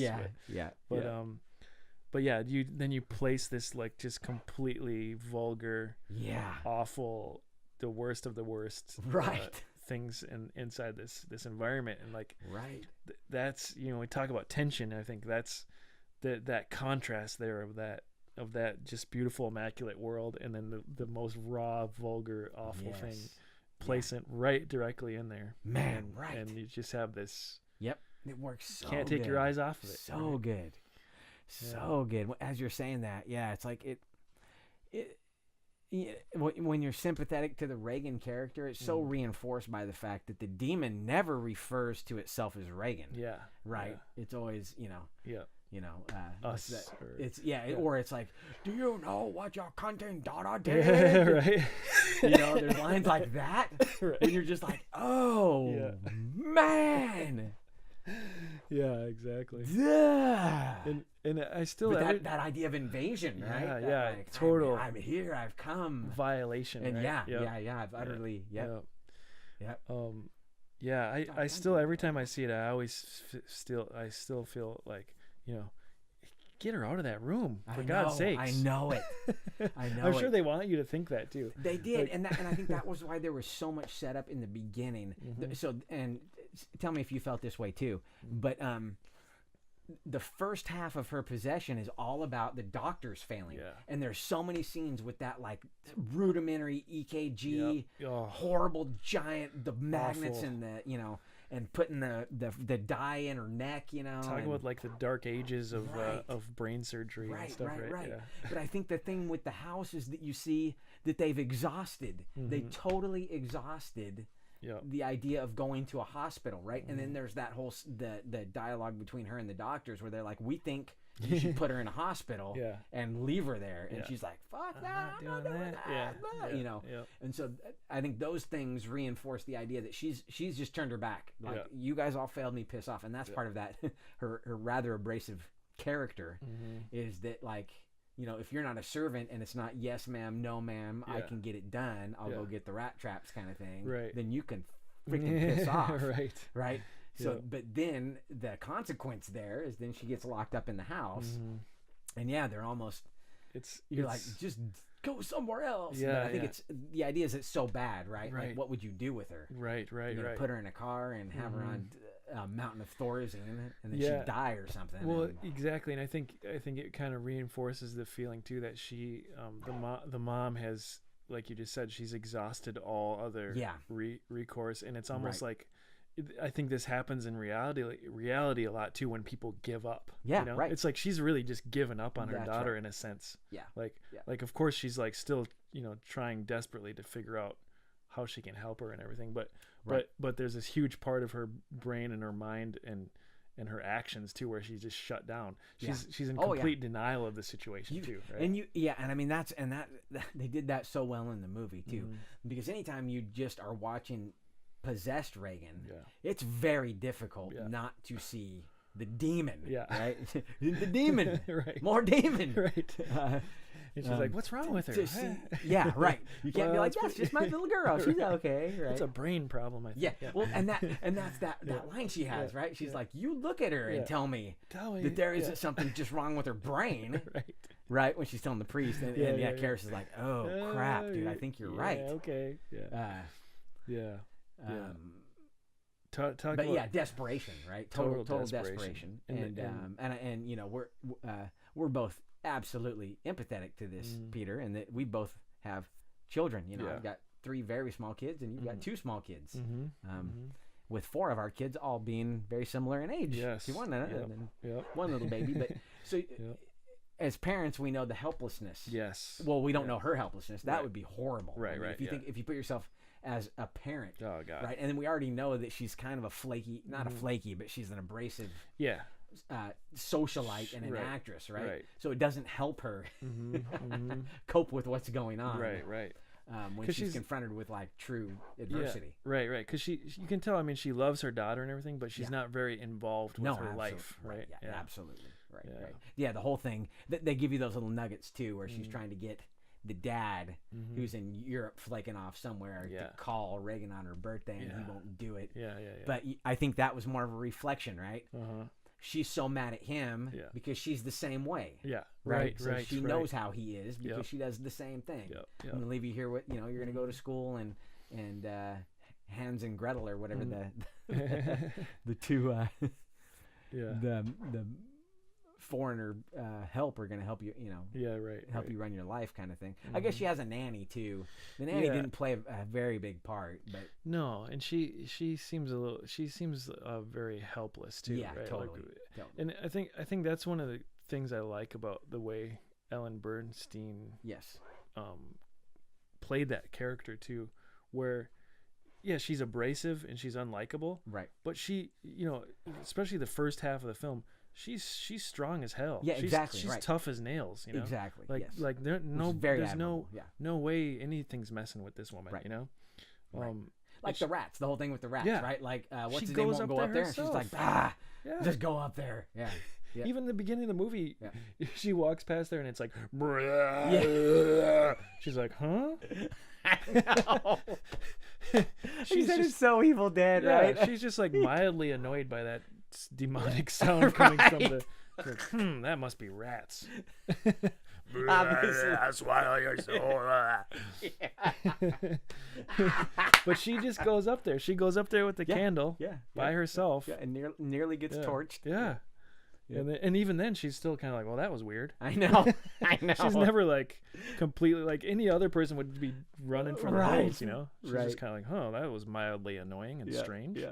That's one of my favorite shots in the whole movie is that, you know, that whole with the whole, you know, you're seeing it kind of like your it's just a face on shot with her holding that candle. And then they just give it a little bit of gas, and it's like, you know what's, whoa! You know what's funny too is, did it happen in that scene where you see the face of, or was that later on? No, that's later on. When she's walking past the kitchen, and it's on the face shows up on the hood, the oven hood, right, at night. Now all the lights are off, and it's so subtle. It's so subtle, but and it's the demon, man, and it's the demon. Devil, and it's funny though because I think that really works, and it's scary. Right? Yes, absolutely. But absolutely, it's borderline subliminal the way they slipped it in. Yeah, but it still isn't as scary as Reagan's face, though. You know what I mean? That's what's so funny. It's like every time you see the kind of the true representation of the demon, you're like, it's nowhere near. It's like, oh, that's not as bad as her, though. Right. That's funny that works that way because you know, in any other movie that would be the scariest thing. Oh, absolutely, you know? But that's where they were saying that's how every other movie would do it. Yeah. Then, right? They're like, oh yeah, they would just have this little this actor dressed in a black suit with a scary face. Right. Like, no, painted white and with red eyes or something, right? Yeah. We're just gonna feed you a little bit of that to creep you out, and then you'll see. Yeah. So in a way, I think what we're getting at too is that this fear operates the way that it because it's so visceral and it's so visual.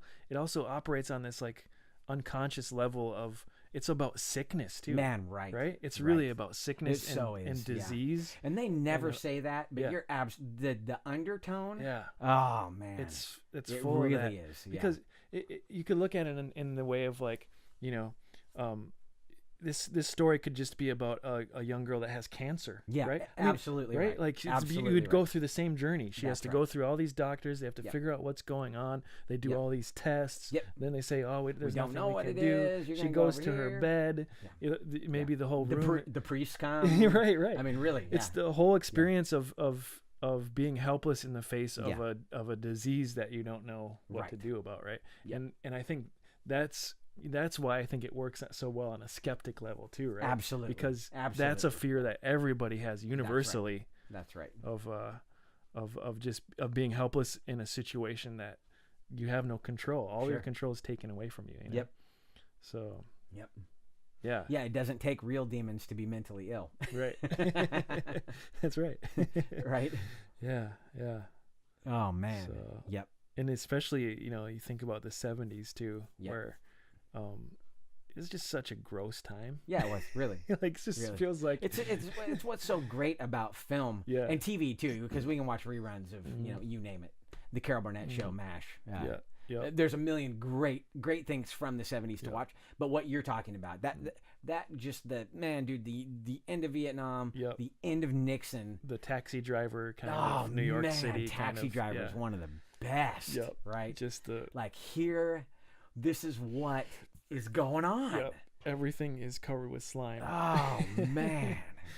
Yeah. And it really till the gross excess of the 80s, and that I mean that's it. It's why the 80s were so over the top and so excessive. It was a reaction to that. Right? A reaction to that. Yeah. Yeah. And it sounds like it would be something for the younger people out there. You're like, oh, that's horrible. Yeah. Why the crap would you want that? Right. But what you have to remember is Star Wars. Yes. That's right. There's awesomeness in it, but as we're doing our series of our episodes here of awesome things made in the 70s, The Exorcist and The Shining, which will be coming probably next, I would say. Yeah, I think so. Peter, you think? Do that because we've actually already watched it. Yep. And we had a huge snafu with computers crashing and recording arguably what was maybe the best episode we had ever done. Yeah. And it was completely lost. Yeah. So piss on that. But it's okay. But we'll do another episode that's even better. Yeah, that's right. I think that's exactly it. I think that was a great rehearsal. It was a rehearsal. We're knock it out of the park. That's right. That's right. We have a lot to say about The Shining too. Yeah, oh man, we have mountains to say about The Shining. Yep. But there was greatness going on then too, And I mean, if you love like Orange or Shag, right, or red carpet on the walls, yes. If you well, exactly. But I mean, and I do love that stuff too. Me too. But what we're getting at too, though, is I think more than almost any other decade, if you're looking at films, there were so many just real things happening on the screen. Pure grit, absolutely. And I always go back to like One Flew Over. True Grit, even that's better. True Grit, there we go. That was the 70s. Yeah, that was True Grit. Yep. But I always go back to One Flew Over the Cuckoo's Nest too, right?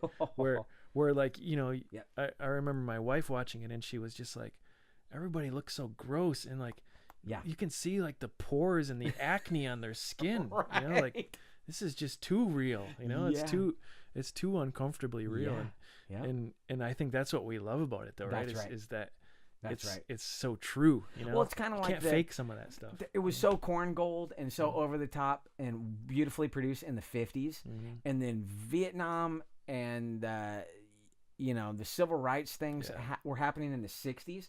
And Hollywood 60s sucked, man. There were good movies. There are good movies in the 60s, but I think as a whole, the 60s are pretty crappy because there was no group of directors that had the studio behind them to do here's awesome 60s, right? That happened in the 70s when you got all the young blood. And we're talking about Billy Friedkin now, but there was that whole group of guys that came up and really reinvented cinema again. And the theaters were sucking, everything was kind of sucking, and that's what you get in a lot of that film from the 70s. But you also get just visionaries, total visionaries, and really personal visions too, right? Exactly. That's what you don't get in the 60s. You don't get very much personal visions. Oh, dude, so different.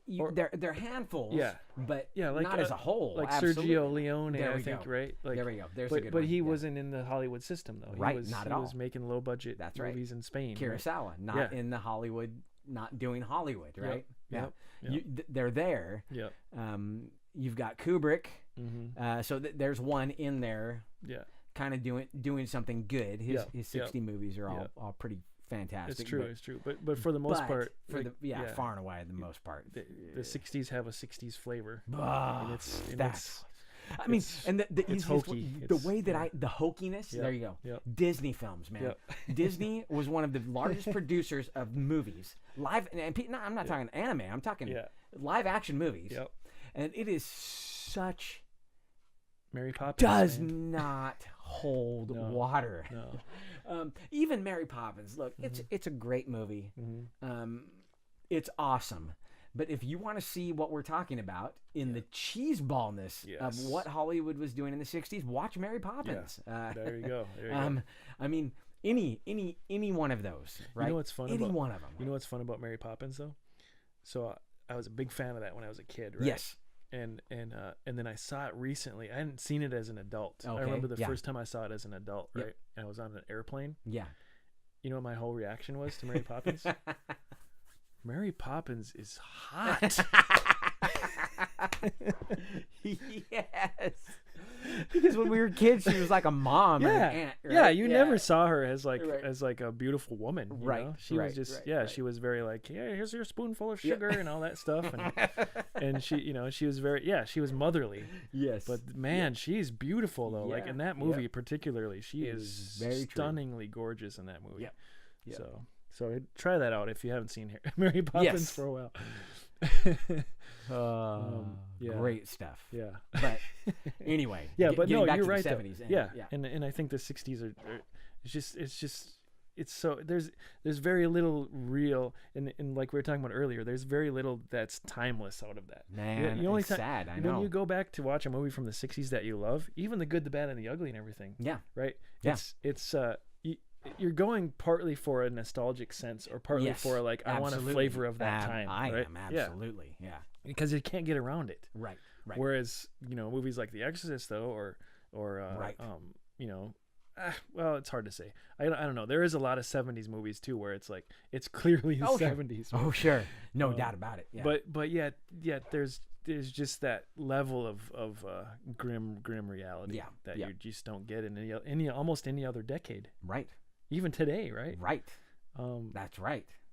It's weird. It's almost like there's a swing back happening in the last 10 years or so. Oh, definitely. Where everything is beautiful and overproduced and right. And right. We're not seeing too much just raw. Yeah. Right? Yeah. Even though there's so much raw. The first Texas Chainsaw Massacre remake. Yeah.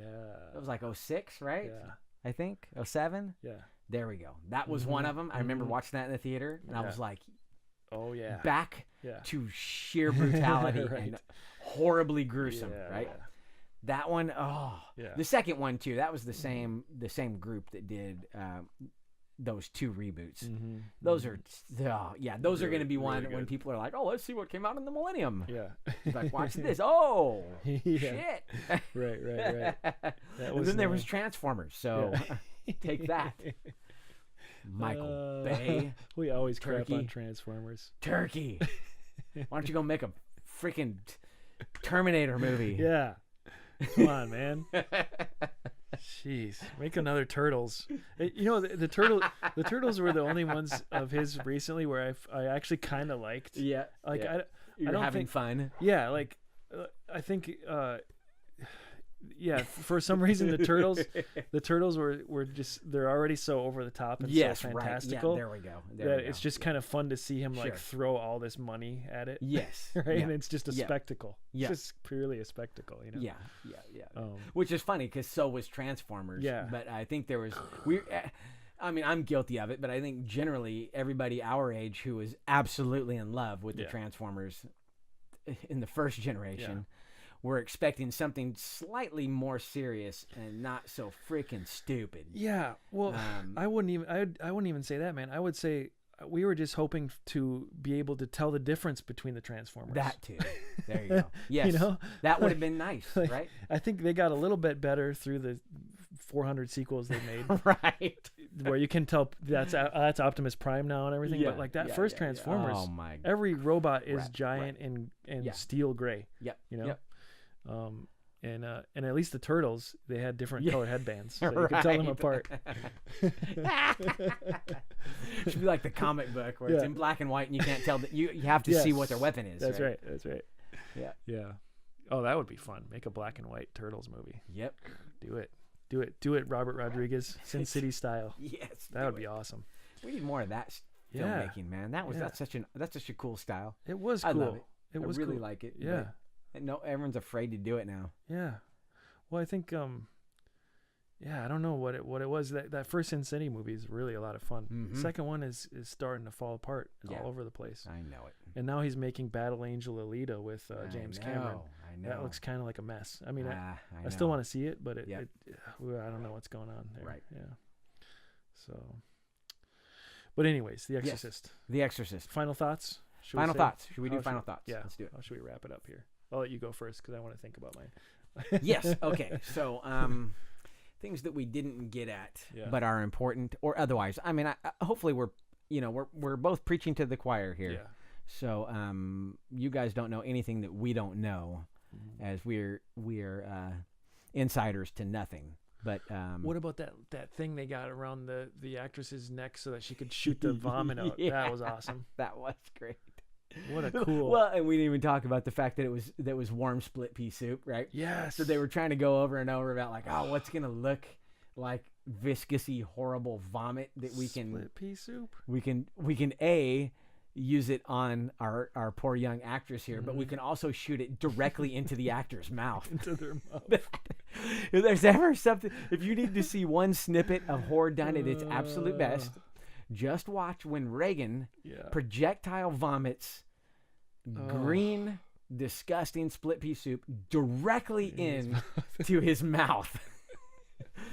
It's brilliant. Beautiful. It's brilliant because they don't, obviously he doesn't break character. Yeah. And so you've got this guy doing rights and it's just blah, blah, blah, blah.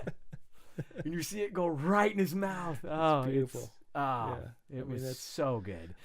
And the aftermath too, when it's him and the mom, and there's like they're washing the vomit off of his dang his whatever that's called, his garments, his little his sorry, we're not Catholics. His robes. Yeah. She's like, oh, let me wash that for you, and they're over at the sink. It's not coming out. Man. That's. I mean, I would have been thinking, holy shit, how did that happen? Yeah. I know. I've never seen that.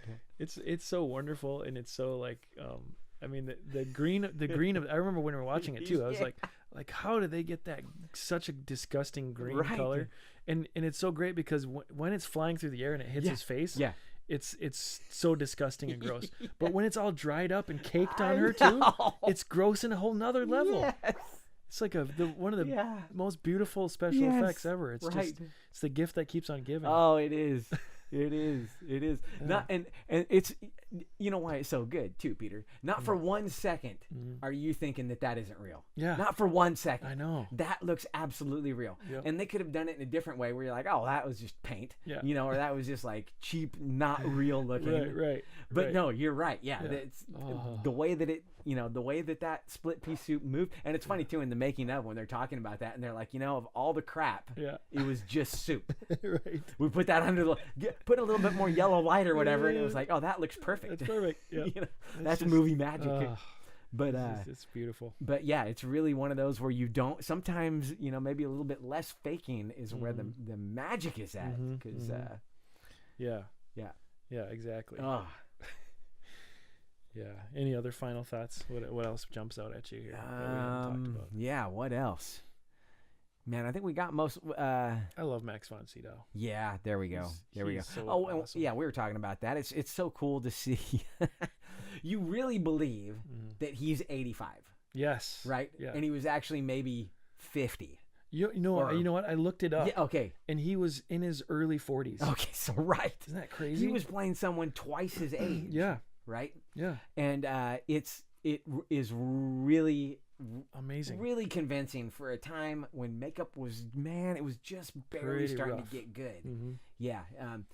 Yeah, I mean, I think it's a really good example. That one, it reminds me too of, you were talking about Taxi Driver earlier. That was another one where the first 100 times I watched Taxi Driver, I really thought De Niro had a real mohawk. Yeah. And that's a bald cap. I know. Amazing. Yeah. So sometimes even for total nerds like us who try to deconstructionalists, we can get fooled. We get fooled. And yeah, Max von Sydow really sells him being a really old guy, and he's not. Well, it helps though that, did you know that once he put that makeup on, he has never taken it off. Right. In the 50 years I know. since then. And he's always been that he's age. Always played a 75 to 80-year-old. He's never aged past that or anything. You know? Well, that's funny because when I was looking up on the Last Jedi, was that the one he was in, Last Jedi? Yeah. The Last Jedi. Yeah. It said that he was 43 years old. So it makes sense. Yeah. And he looked like it too. He looked he looked younger in The Last Jedi than he did in other The movies. Exorcist. And every movie says. Yeah. But actually he's like 120 or something like that. That's what's crazy. Right. But when he was King Osric in Conan the Barbarian. Yes, I do know. Yeah. He was right around, I would say, about 85 or so. Yeah. But that guy, put that guy in anything, right? Put him in anything. It will be awesome. Yeah. Well, it sounds like we're making fun here, people. It's because we both absolutely love the guy. Oh, he's incredible. The only thing I didn't like him in, and people will probably kill me for this, but maybe I should give it another chance, but the Seventh Seal. Oh, dude. Peter. Rob Bottin. Rob Bottin. That's one of my all-time favorite movies. Okay. I'll see it again then, because I'll let you watch it. I'll tell you this though. This is why I don't like that movie. Yes. Okay. Tell me. Because it was around 1999. Yes. I had rented it at Hollywood Video. Okay. And it was about 2 or 3 in the morning when I tried to watch it. Okay. So I watched it in a history class. Okay. And it was about the Middle Ages when the movie happens, and I so fell in love with it. Okay. And I think so. I had the advantage of having days of class discussion about the significance, not just of the time period, because it's funny. So at the history class, we were just talking film the whole time, nice. And it wasn't a film class. That's awesome. But I would if before this, you would ask me what is my all-time favorite Max von Sydow part. I would have said in the Seventh Seal. Yeah. And that movie was like, when was that made? 1953. Jeez. I think. Don't quote me on this, people. Go to IMDb, but I think 1953. Jeez, that guy's been alive forever. Yeah. I'm telling you, you're gonna watch it again, and then we're gonna talk. Okay. Yeah. Sounds good. Yeah, I'll give it another. I thought you were gonna say Needful Things. No, I don't really. Which he's great in. Yeah, and he's got the mustache, right? Yes. Yeah, I need to see that one again too. Another of those handful of 5-hour-long made-for-TV Stephen King movies, and they're all good. Yeah. Salem's Lot, It, Needful Things, The Stand. There we go. Yeah. Max von Sydow though. Yep.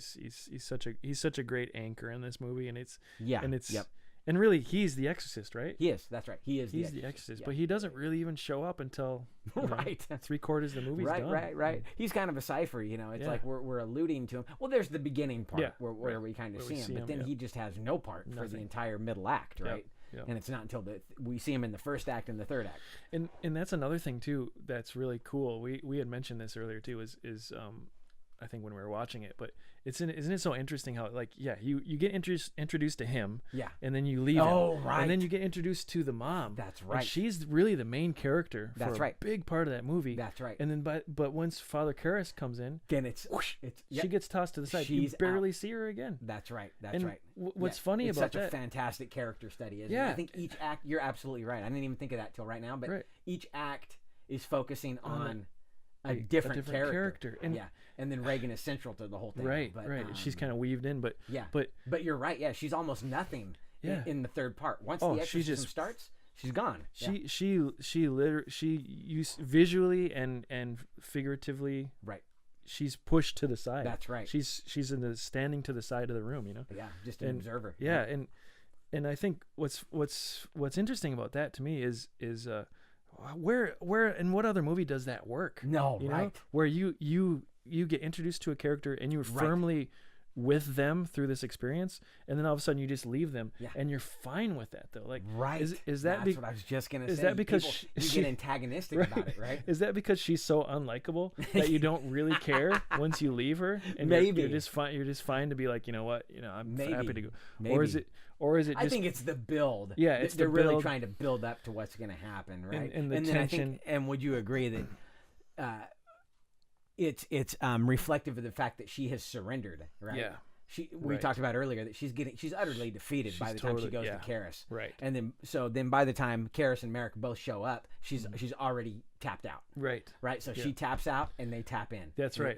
They tag in. But what's funny is like, you talk about like the shapes of stories or like character development. Yes. Or, like usually you start with a character that feels this way, and then they go through something, and then they have to redeem themselves or something. This breaks all those rules. It absolutely does. Right? Yeah. Because she's completely defeated, and like you're not watching that thinking like, well, I want to see her get back up on the horse. And not at all. Why are they robbing me of that experience? No, you're absolutely right. You have, we get resolution at the end when we see that they're moving. Yeah. Right. Right. But no, you're right. That whole humongous segment of the movie, most of the third act, you don't even care about her. Right. You're not even thinking about her. No, you're just like, let's go see more of this demon, and like right.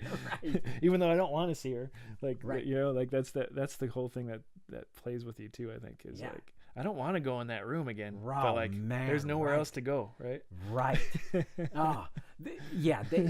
That feeling, which no one ever says, but they absolutely get you with that, right? Like no one, the way that they show everything's all just, it's like everything's wrapped up in blankets, right? And there's just this see the breath and like just don't want to go in the room. The room is bad, awful, it's bad. But when you're sitting there watching it, like there's nowhere else to go. There's nowhere else to go. Exactly. Yeah, you can't. There's no avoiding it. No, there's no avoiding. That's why I always love that shot of after they do the first round of the Exorcism, that next shot where it's Merrick and Karis, and they're sitting on the stairwell there. It's so grim. Yeah, it's utterly grim. Yep. They don't hardly talk. Yeah, I know. They're both looking in opposite directions, and they're just like, oh, this is fucked. This is it. Yeah. This is hell. Yeah. We're here. We have arrived. And then in the background is the door to the room, right? It's right there. And they're just like, and that's the whole dialogue about why is this happening to her? And Merrick says, no, man, we're meant to suffer. Yeah. This is to make us suffer. Yeah. That's why we're here. Right. And in a roundabout, in a very abbreviated way, he's telling Karis, I've been doing this my whole life. Right. This has been my entire life is built up to this battle. Yep. And we are here to suffer. This is the game. And, and I mean, it's so diabolical, right? Because they're there to save this little girl, but it's such the evil is so much bigger than her, right? Man. And she's the one who's trapped. It's the war between the devil and them, but man, isn't she a casualty in the middle?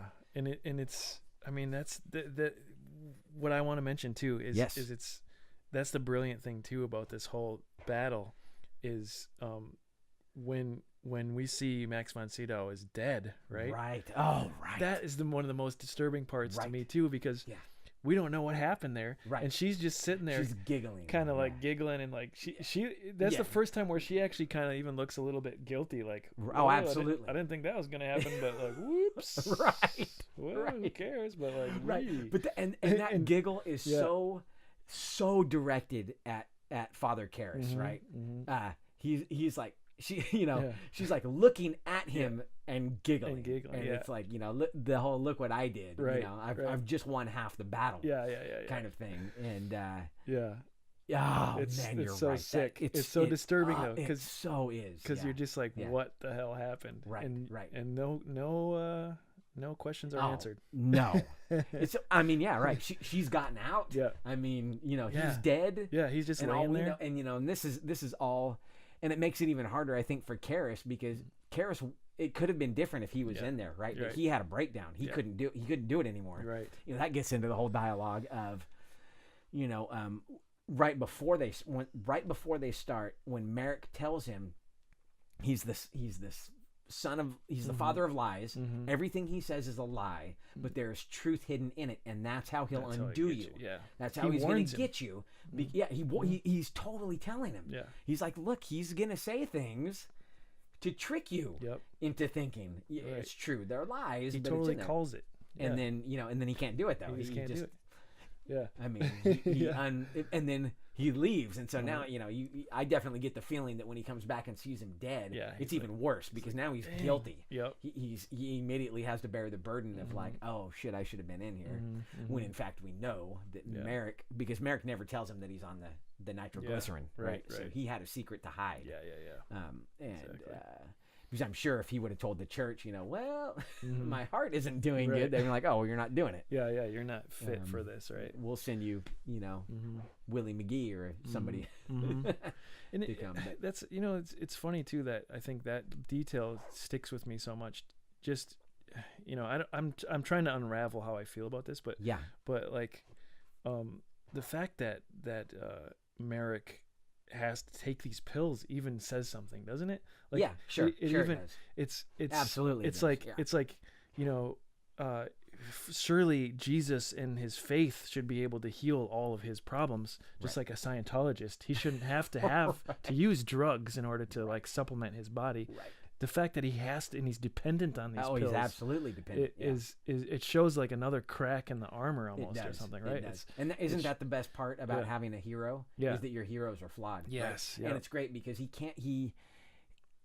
we have to assume if he's a priest, it's going to be hard to flaw him in another way that doesn't make us antagonistic towards him, right? So if he was a drunk, or if he was a child molester or something, we wouldn't give a shit about him. Right. But it's not. Which I should add, most priests are, I think. No, I'm just kidding. All. No. So, sorry for all our the Jesuits out there listening to this. We're just joking. We're just cracking jokes. Yeah. But we had to show that that his character was flawed, right? And only in a very benign sort of way.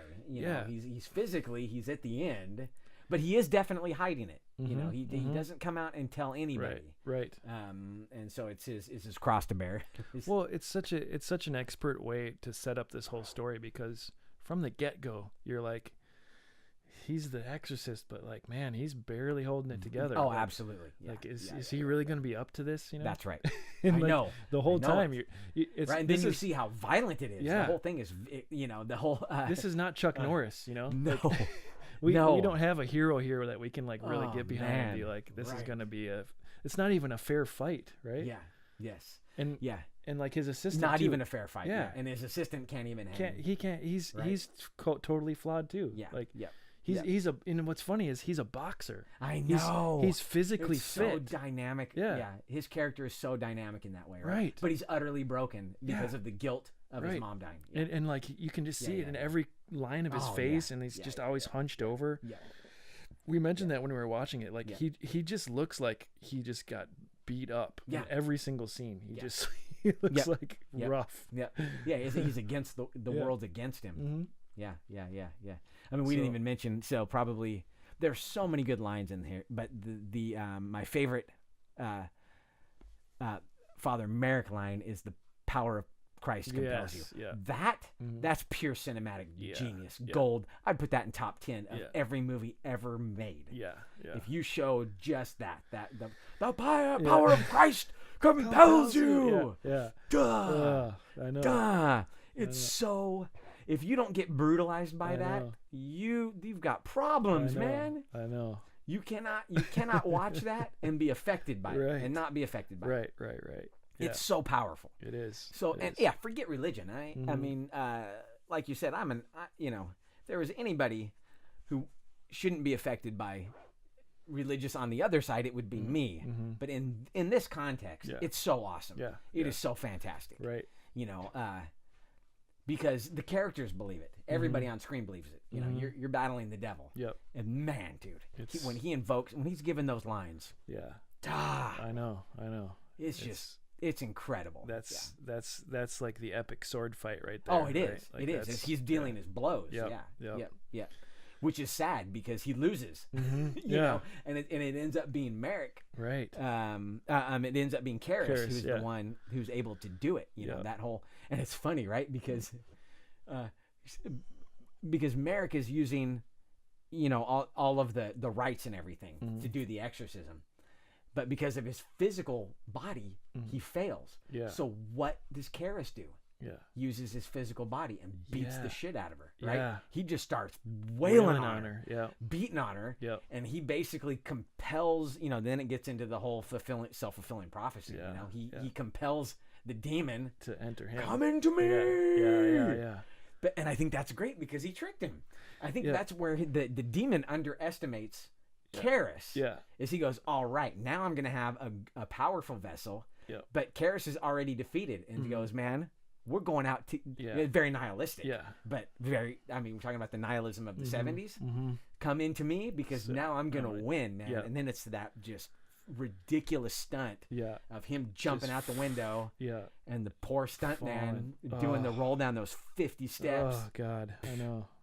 Just brutal. That whole sequence, which all starts with him coming into the room and seeing Merrick dead, right? Yeah.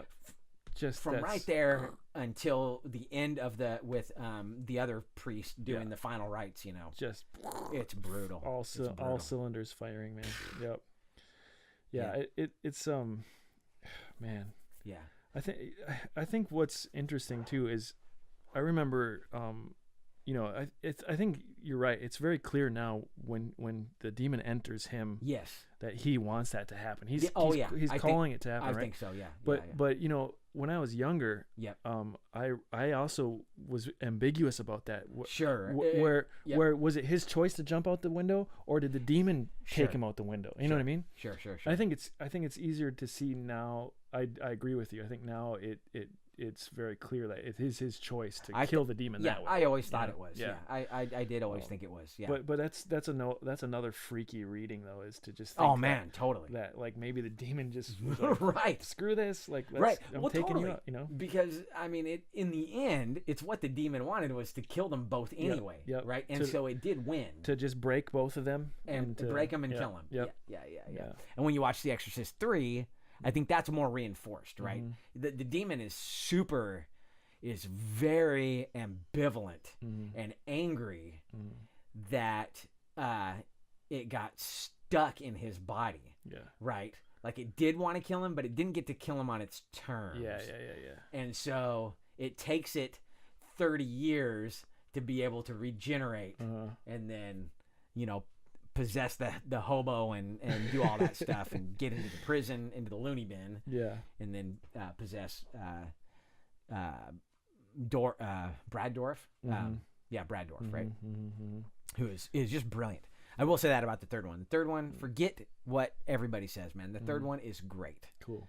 Just don't go into it with a bunch of baggage that it's a direct crazy sequel to the second one. Right. There's a whole bunch of cool stuff in it, but I think that I really liked in that one that the demon was, you know, if you keep with the same story, it's pretty mad. Yeah, it's kind of like, I didn't get exactly that didn't work what I out wanted. The way I wanted exactly, right? Yeah, because you know, I'm just gonna go out on a limb here. I haven't thought about this before, but I think it wanted to kill them both and just stay in Reagan, right? Yeah. And because there's that line where it says, you know, when he says when he's interviewing the demon, and it says, you know, well, how long are you going to stay? And then it says, until their body rots to the ground, blah, blah, blah, whatever horrible other, you know, until their body festers and rots in the ground. Right. And I think that was true, right? Yeah. It's kind of like, I'll just use this body up. I'm going to go fucking possess some other house. I'll go be a poltergeist at Craig T. Nelson's house. They're going to need an Indian mystic to help them get out of that one. Yeah. Because otherwise you're all going to die in there. Yeah, exactly. Yeah. But, you know, we've talked about this. There's one other point I want to say, too. We've talked about this a lot in other films where, you know, this is another thing about The Exorcist where I feel like, why does this work? Yeah.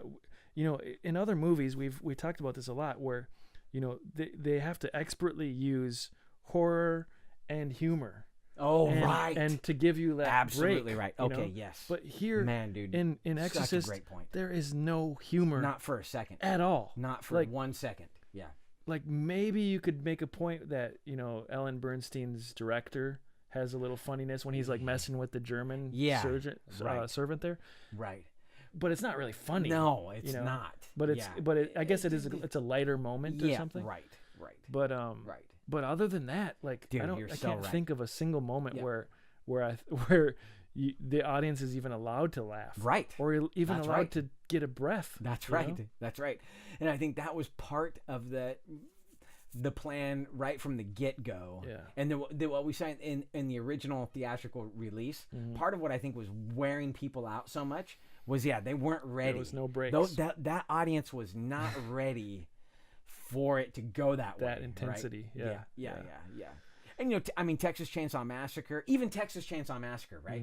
The guy his name isn't Chop Top in the first one, but the Chop Top guy, the hippie guy, right? The hippie hitchhiker guy, he's there for comedic relief, right? Yeah. And it's only a little bit. It's and then when they have the everybody in the band's kind of antagonistic against each other. There's a little bit of comedy in that too. Yeah. But it definitely seems like once The Exorcist happened, then good directors got more savvy about like, man, we can make it happen without humor. Yeah. But as a whole, humor we look at it in the bigger context, you almost always have to have the humor. You have to be able to bring people up if you're going to bring them so far down, because otherwise you have Hostel and you have Last House on the Left, which are two exercises in just sending you through the ringer. And that for every time that works that well, there's 100 times when it's we're not even going to mention. Right. There are so many times when you're like, well, that was lame and sucked. Exactly. Yeah. Because it goes. I mean, and then you have Sam Raimi, right? Who understands it to the absolute foremost best. Yeah. How to entertain you. He's a maestro, man. Like he's totally mixing it up there, right? Where he gets you going, and but in The Exorcist, you're almost on that one note through the whole film, and somehow that works. Though. It did. It works so good. Yeah, that's magic. It's magic. Yeah. You got to say this about this movie. It breaks so many rules. Yep. There's so many things that shouldn't work, and yet somehow it does. Right. And I don't fully understand that. I know. And we've been talking about it for 2 hours. And we're still like, we don't quite get it, but damn it. Yeah. It's like eating the best piece of cake you've ever had. Yeah.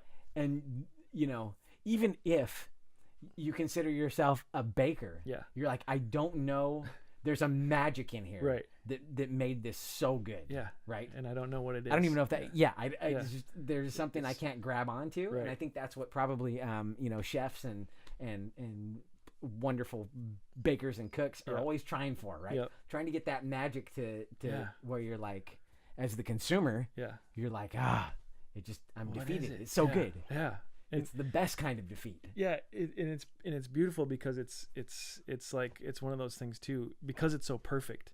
It's like you can just consume it and then you're like, I'm full too. Right. It's not like oh, you don't want anything at the end. Right. The end, with him choking on his own blood when the priest is like, do you have anything to say? And he goes, and blood comes out and he just hands him the little medallion, you've got all of it. You've had enough. Yep. Yeah. You've had enough. And that's something to be said for that. Like, I don't know. It's amazing. Yeah. And it's cool though too. I think in the same way where like The Godfather and like a lot of the greats are like this too. Yep. Pulp Fiction. Yep. I think Pulp Fiction is one of those movies. It's so fun to go back to because there's so much there, Oh yeah. Riddled with humor too. We're talking about humor. Oh yeah. That's half the reason why I like Pulp Fiction's a grim movie. Yeah. But the humor funny, is great. Yeah.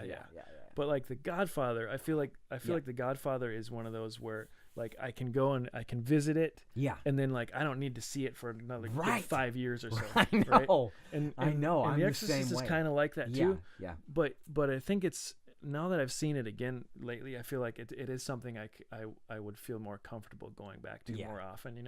Right. Just because there's so many levels to experience it at too. And just so many things to think about. Yep. like like some of those other classics, Apocalypse Now even too. Like, right. Oh yeah.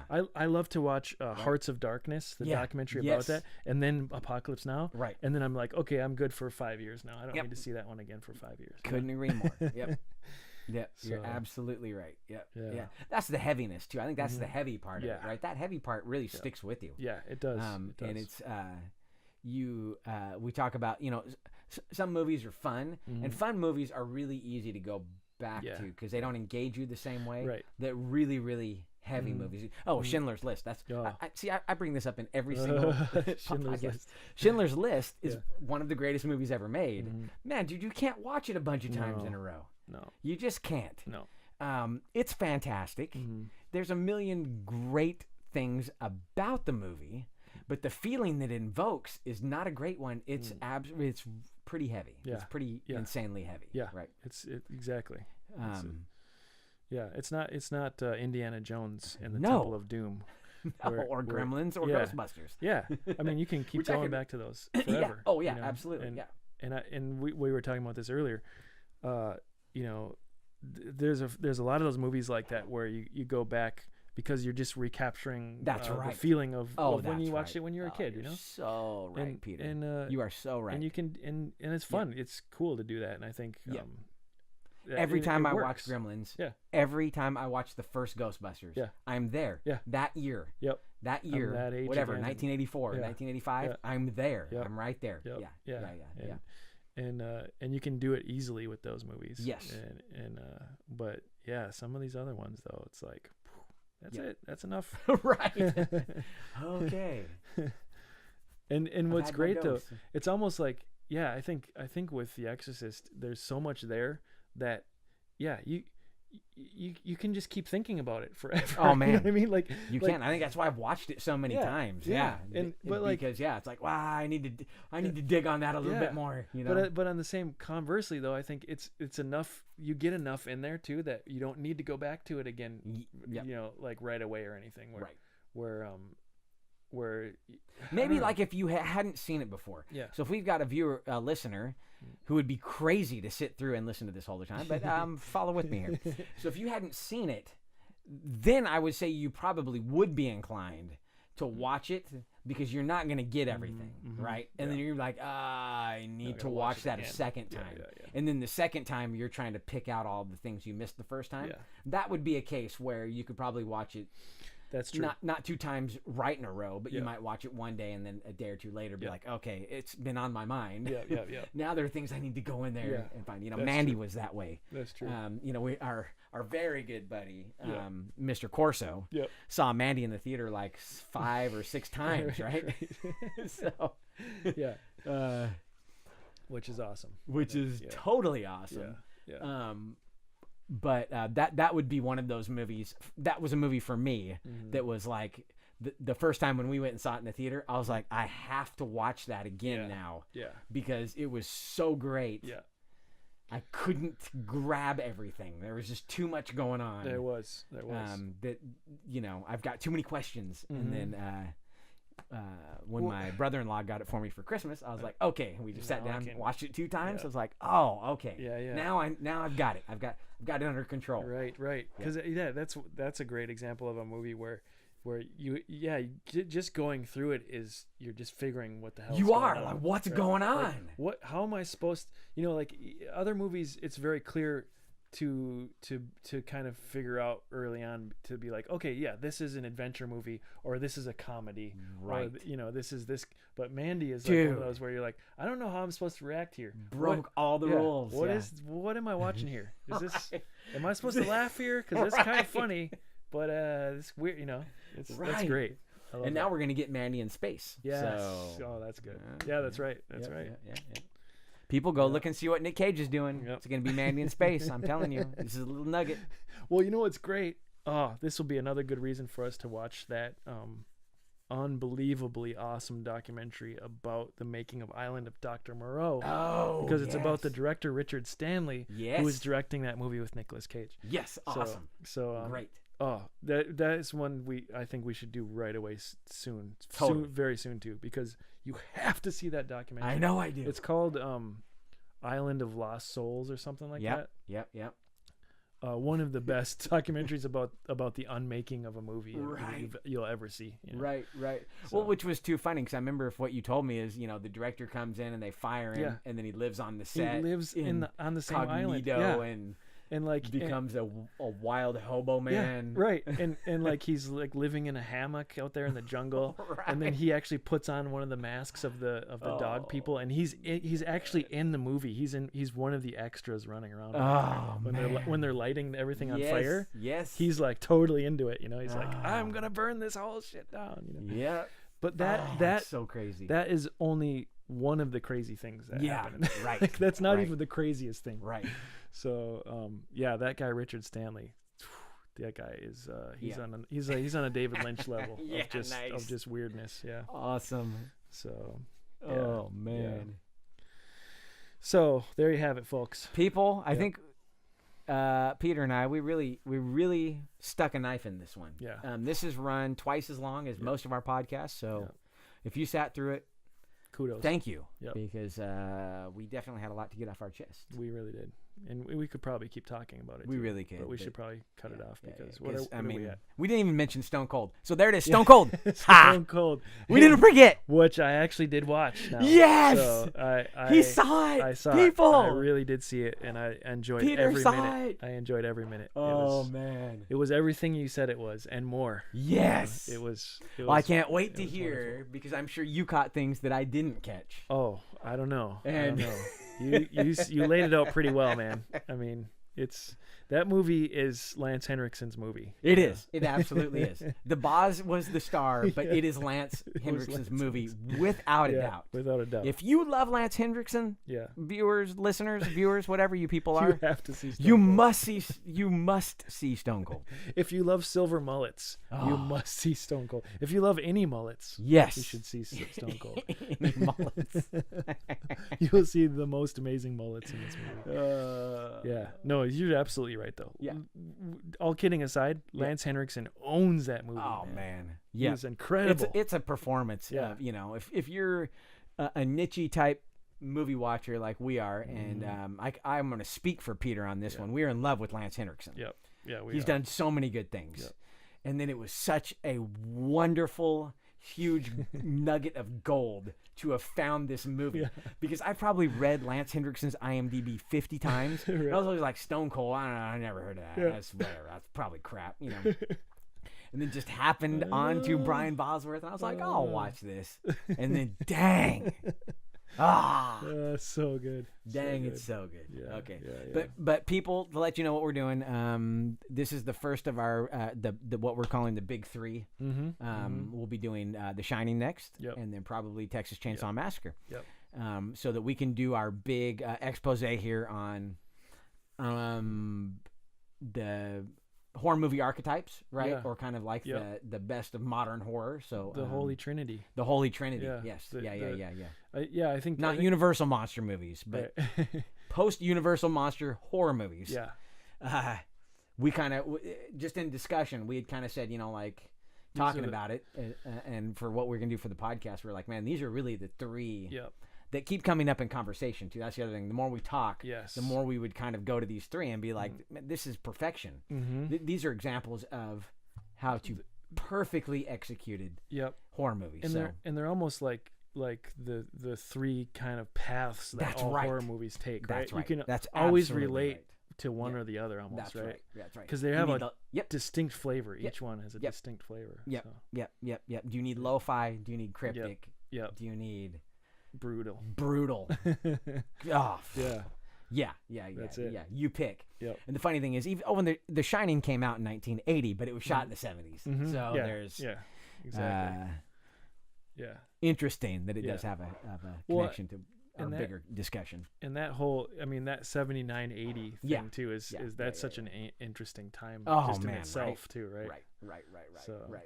As the worm turns, as the coin flips. That'll make it into the Shining discussion, I'm sure. Definitely. That crossover, because you're gonna have,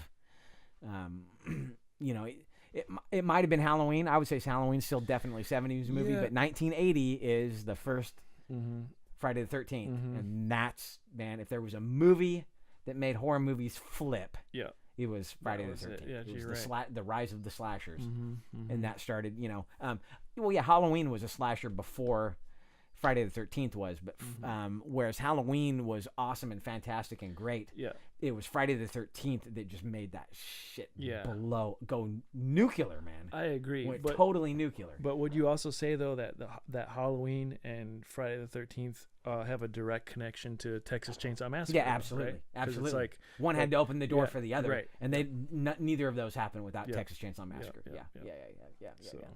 And I guess you could kind of say that Texas Chainsaw Massacre is a slasher film, but only in the slash part, only in the actual physical slashing part. It doesn't have really anything in common with what happens at the trend. Which is all established in the two after mentioned Halloween and Texas Chainsaw and Friday the 13th. Friday the 13th. Yep. Yeah. And maybe to young leads. Yep. And to a lesser extent, Nightmare on Elm Street. Too. Yeah. Oh, definitely. Yeah. That was kind of playing catch up. Yeah. But definitely with the teenager, the kind of teenager, young people, teeny bopper. Yep. But it was definitely way more. I would and see if you agree, but I think Nightmare on Elm Street has a lot more to do with Phantasm. Yeah. And kind of the fantasy side of horror. That's right. The kind of fantastical side of horror, where it's not all of that rooted in reality and what's going on, whereas the slasher films necessarily are. They're kind of a... You're right. You've got a bad guy, and you're running around trying to get away from the bad guy. Well, and that's what's interesting about Halloween, too, right? Is Halloween starts with that, and then as the series progresses, then it totally does go out there. It totally goes to Fantasyland. Yeah. So, yep. Oh, we have so much to talk about. So much. It'll never end. It'll never end. When we get to episode 355, we can start talking war dramas. Right. Or no, we're gonna do a whole thing about Shakespearean movies. Yes. In the 80s. In the 80s. Yes. Romeo and or was that? Yeah, Romeo and Juliet, right? No, just BBC productions. Oh, better. As interpreted through and told by Doctor Who. Yeah, that's right. Oh, see, now you're speaking my language. Yes. Okay, people, we're gonna leave you to it. Yep. Otherwise, we'll never end. Thanks for listening, and until next time, on behalf of Dr. K and Peter. Yes. Thanks for listening. Stay safe.